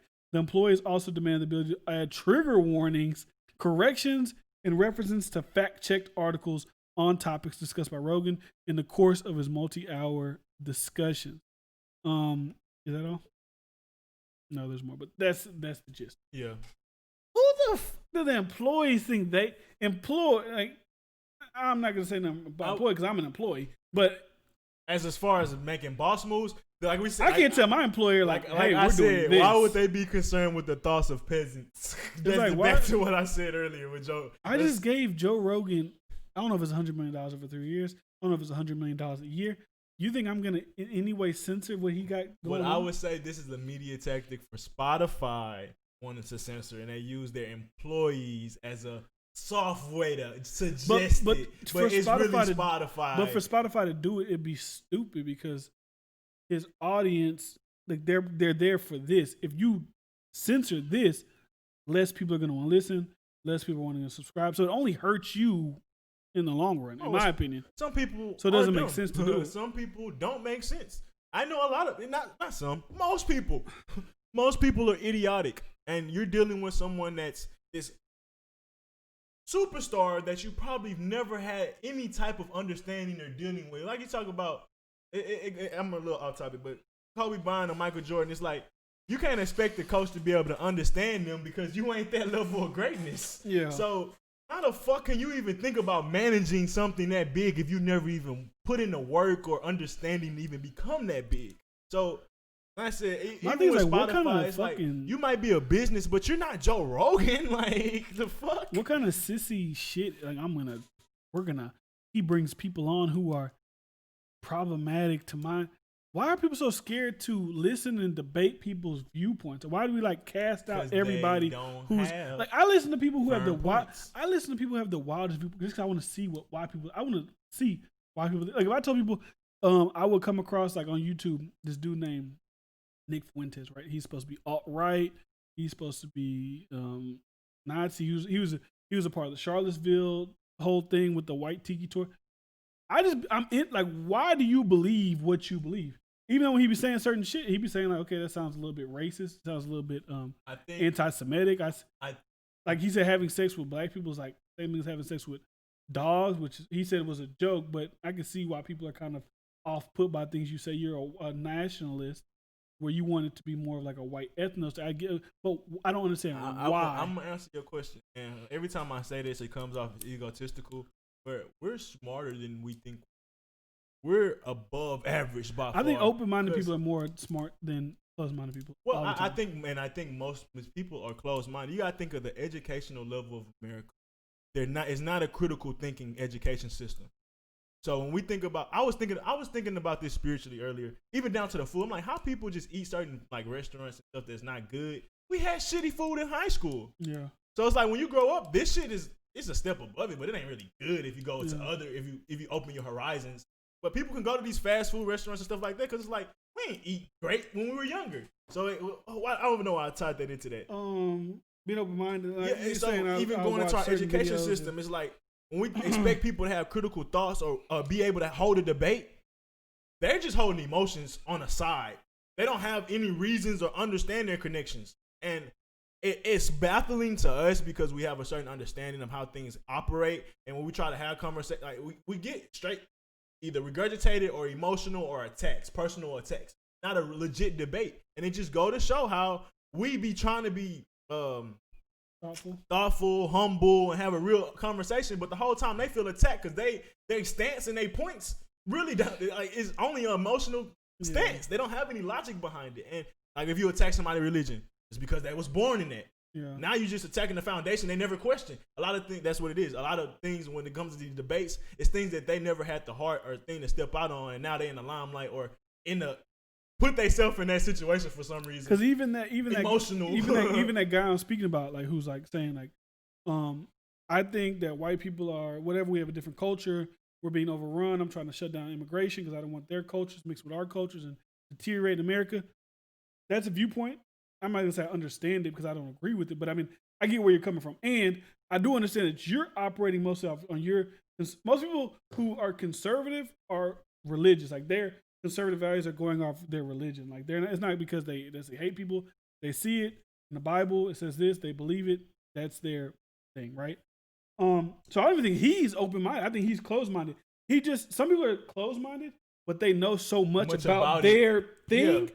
That it looks like they're, oh my God, he's so knowledgeable. But if you're a critical thinker, you still should be able to see that. Yeah, he just knows all about his shit. Like you do. if I'm an archaeologist and this a nigga, I know everything about archaeology, but I don't know shit about this, and that. I'm good at this, but I'm still closed-minded in my thing. I don't think he's open-minded. Joe Rogan, he has his like, these days like liberal, Democrat. I don't know what the fuck he is.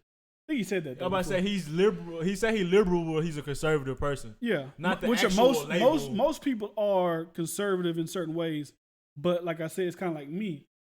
If you were to give me a checklist, like you have to answer all these things truthfully, like a chart. Like you know how like when they do those things where they're like, we're gonna give you like a job, but like you see on TV, like they do this little test and they're like, oh, you're gonna be good to be a mechanic, you're good to be an Air Force. Most people will probably come out conservative just off your own values. But socially, for other people, you don't want people to be persecuted. So, like, gay marriage. Like, not gay. Like I said a million times, I wouldn't say want my son to be gay. If he did, that's him, because I'm socially aware that I don't know I'm bad to have other people. But people look at that as a conservative leaning thing. I would appreciate people like, you know what I'm saying, if you're going to have sex, have all these abortions, start to try to have safe sex. Because at the end of the day, these are people that you're killing. So I would be looked at as a conservative in that aspect. I'm just not going to impose my values on you because I know everybody's different. Yeah. That's where I think it gets tricky. Because I always think you just had a three-dimensional thought though, because you could be this, be that, be that. Most people not that deep. Yeah. You just what you said alone was too complex to people. Because people think if I say because most people like if I'm pro-life, you got to be pro-life. And you say you're pro-choice, you're evil or you're my enemy. And if I'm pro-choice and you're pro-life, you're evil. It can't just be like this. What I do, you do what the fuck you do. We could be friends. We could be cool. I'm not even gonna judge you. Like if I know people who've gotten abortions. I'm not. You're the worst. Like that's when people get too into it. They start saying, "Oh, you're evil." He doesn't hate me. I don't hate. I don't give. It ain't got shit to do with me. Like that's him. I mean, I don't think you. I think one of them you need. I'm accountable. Sometimes you have the input on. But something. Yeah, but still, I was accountable for. Yeah. At one point at a time, I was accountable. Like regardless. But like sometimes guys don't even necessarily get the input of it. The girl just says she don't want to do it. No, that's happened, but it's been other times where I was completely accountable. It's probably times you're like, fuck it, go ahead and do it if that's what you want to do. Yeah. But like I understand, certain people got situations. Some people don't want kids. Some people, okay, maybe you had a condom on, you made a mistake. That happens. So I'm not here to. That's why I think the people who vilify people are weird. Either side. If you're pro-choice and you're like, you anti-Christian, you evil devils. It get into philosophies and the debate, guys. It's like nothing you can ever say is 100% right or 100% wrong. So if you have an evil or vilifying something, it's because you're not completely understanding. That's what everything I've touched in this world. Like everything, really. It's hard to say that you can't have a different understanding. It is what it is. But I was just thinking about even America, past America with the critical thinking. Even a person like Hitler is even able to exist because there wasn't critical thinkers around. Like, if the masses were critical thinkers, and I don't know why we haven't been through history or whatever, but people wouldn't be able to, wouldn't get these people that can create laws with mass incarceration, and we wouldn't have to, we wouldn't get war on drugs in America and shit like that, because we'll have critical thinkers and be like, that ain't the smartest. I don't think that's the way we should go with that. Yeah. Because niggas have foresight, but it's like we don't ignore it until the problem's well exhausted, then we start to acknowledge it. Yeah. I just think just bringing it back to Joe Rogan shit, these people who are like, who are you to censor these conversations, these topics? Like if he brings on, he had a person who was speaking about transgender issues. Joe Rogan said, they use this for him all the time. A guy who transitioned to a woman, got in the UFC, I don't know if it was UFC, MMA shit, beat the shit out of women. He said that's not right. If you look at that, that's like me, and it's not like just me, big ass myself, going in there saying I'm a woman. I'll probably get my ass whooped by a professional, right? Maybe I won't. I probably might get a good lick and it might knock one of them out. But it's different. It's different if, say, a LeBron James was like, I'm a woman, and then he goes WNBA and destroys. Or if I'm a guy and I'm in high school, I'm not saying people are doing this to just to be great as another gender. They are doing that shit. Don't sugarcoat that shit. That's exactly what they're doing. I'm saying they might actually be feel like they're transgender. I'm talking about like a Juwanna Man type thing. Like he couldn't play in the NBA, so he's like, fuck it. I don't think people have that thought process. Like, well, I'm not as good as the guy, so I'm gonna be a girl. I don't think people have that process. I do, because a lot of times they didn't even go through with their surgery. They just claiming that they're a woman. Well, did that dude go through the surgery? Even in high school, them dudes don't go through surgery, so they only saying that they're transgender.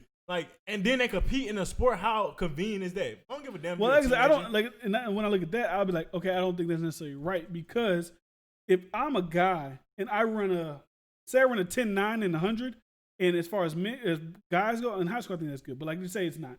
But for girls, they run 12-1s, and that's the best girl runs a 12, and I hop over there and run 10s. It's not fair to them because, say the top 3 spots get a scholarship, I just bumped some chick out. And you said a 10-9, which is the fastest time. These men don't be the fastest men that decide to go to women's sports. These be niggas that tried to compete. They're like the lower tier. So yeah, you said 10-9 in high school, didn't go to women. Just like you said, LeBron. It'll be a nigga that didn't even get close to making the NBA. Was like, I'm gonna be a woman. It's like you, and they can. But I see what you were saying. That's why. But even then, because I don't want to. Because my thing is more like, you don't gotta be the greatest, but you gotta kind of be in that sport. Like me. I can't say you gotta be fight. I can't be like, oh, I'm gonna be transgender and I'm gonna become a power lifter. I probably still get my ass whooped by the women because I'm not trained in that. people are usually trained in that because like the world record deadlift, the world record for women is 500 in squat. I can't squat. I could back in high school, but now I can't do that. Physicality wise, you could work to that. Yeah, I mean, I guess I could work. You can gap and catch her so fast compared to how. I mean, I'm speaking. She worked 30 years to get to that 500. You can do that in 3 months. But my point in all that is, I don't think that like he's evil because he said that. No. He's stating. And like, to add to it too, who gives these people the right to say this is not helpful information, or this is misinformation towards the topic, or this is hateful information just because we're talking about it? Like what we deem as hate now is gotten out of hand. Yeah, it's out of hand, and I just don't. You can't even speak on the topic and bring information or your insight on it without it being a hate conversation. And to me, that's out of hand. That's out of hand. Yeah, we talk about what happened with racists too, but it's like if Joe Rogan wants to talk to Alex Jones, who are the most people that bring up? Jordan Peterson, Ben Shapiro. That's what's wrong with the society. But it's like, don't like. It's kind of like what I said with the Breonna Taylor shit. It's like the prosecution's like, okay, it's 5 neighbors. 4 say they didn't hear it. 1 said, so you hang your hat on that. You ain't like Joe Rogan's whole show is debating and talking with these people who ideologically don't agree with you agree with. He got astronauts coming on there. He got sleep doctors coming there. He got wildlife experts coming on there. He got fitness guru. Like, what do you like? I don't know. It's stupid. What's going on is like, and that's why he's so big, because he's open minded. Dude, I don't know if people aren't realizing more and more that the more people that are open-minded and open to have discussions are the ones that are becoming more successful. Over time, you're going to change people's mind because you can't live in that bullshit forever. That's the Bible. That darkness that light you think you're living in, bro, you're going to come out of that. But Spotify and these places that's censoring, you have to look at it as like they think the masses is dumb and they have to think for us. That's them saying, Our people on this platform are not critical thinkers. So this is a dangerous conversation to have on our platform. Instead of, like, if it was critical thinkers, you wouldn't care. And the thing about this is a lot of times the people get wrong is they think these journalists that have a check mark. I say this all the time. These journalists that have a check mark. They have 13,000 subscribers, and they write for the Atlantic, or they write for the Washington Post. Or they write for whoever, and they write opinion op-eds every once in a while. That when they tweet something, it gets 10,000 likes. When you look at it, like, oh, that looks like a lot. It looks like a lot of people. But in contrast, the amount of people that listen to this and love this, the cost benefit analysis isn't. And then you got check mark. So what's up on that algorithm to even get you that 10,000? They're the journalists. I could have said that same shit. They're the journalists at the Washington Post or at whatever. And like I said, because people hear these things and they, oh, well, you're only. I say both sides are fucking insane. If you are like hard line on either side, I think you're fucking insane. If you're a hard line conservative, I think you're insane. If you're a hard line person on the left, Democrat, I think you're insane. If you can't think objectively, open-mindedly, I think you're insane. The reason you're insane is because you're a human before all those other labels. And to me, you're something before that as well. But I leave it at you're human before all those other labels. So if those labels make you forget about humanity, you're fucking insane. Add to what my nigga said. Because like he said, bro, people hold on to feminists or hold on to this, and they don't give a fuck of how they may pull down other people. But nigga, you going against humanity, which is your ultimate principle. Yeah. So it's kind of like how you feel about the whole like let's give an example. When we talk about the Tory Lanez thing, it's like, why do we give a fuck? To me, it's like with let's say abortion. People on the right are like, to deteriorate our culture, our American values, like, bro, why do you boat-tongue fuck in wherever? You even live in Houston. I'll give you a big city, Houston. Give a fuck what millions of women are doing. How does that eternally go back to you? Mm. If you have sex with a woman and you don't get an abortion, that's you. You decide what you want to do there. Now, if you have sex with a woman, say your wife or say whatever, even if you're not super religious, but you do premarital sex, you have a baby, but you don't believe in abortion, you want to keep that baby, and that woman tells you, "Fuck that, I'm getting an abortion." I feel like you had a right to be like upset. Like that's your situation. But like to want to control everybody. Yeah. Oh, these gay guys want to get married. Fuck them. They're sodomy is a sin. And why do you give a fuck about what this person is doing? They stick to these other labels more than they stick to humanity. Because even then, like when you become American so much, you forget about humanity. not really American no more. That's just a bullshit ass label. Because it's like you could literally say, "Oh, it's other Americans getting fucked up," but for some reason that's not your idea of America, so you can ignore it. So you ignore that completely. Oh, they're not like people love to do it. Like people love to be like, if you say, "Oh, look, this is what happened to Black America." Why are we using a race? Why are we using labels? We're just American. Because people, for some reason, everybody's not grouping it like that. Yeah, because if you was, you can't say we're all American, but then say, "Oh, these people over here are doing this."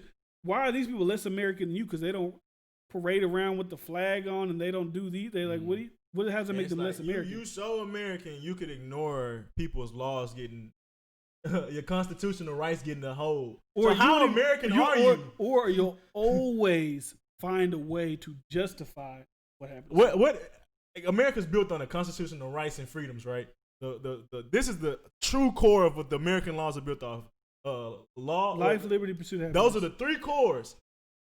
How American are you when you see those things going and being pushed against all the time? If someone's pursuit of happiness is being gay, let them be gay.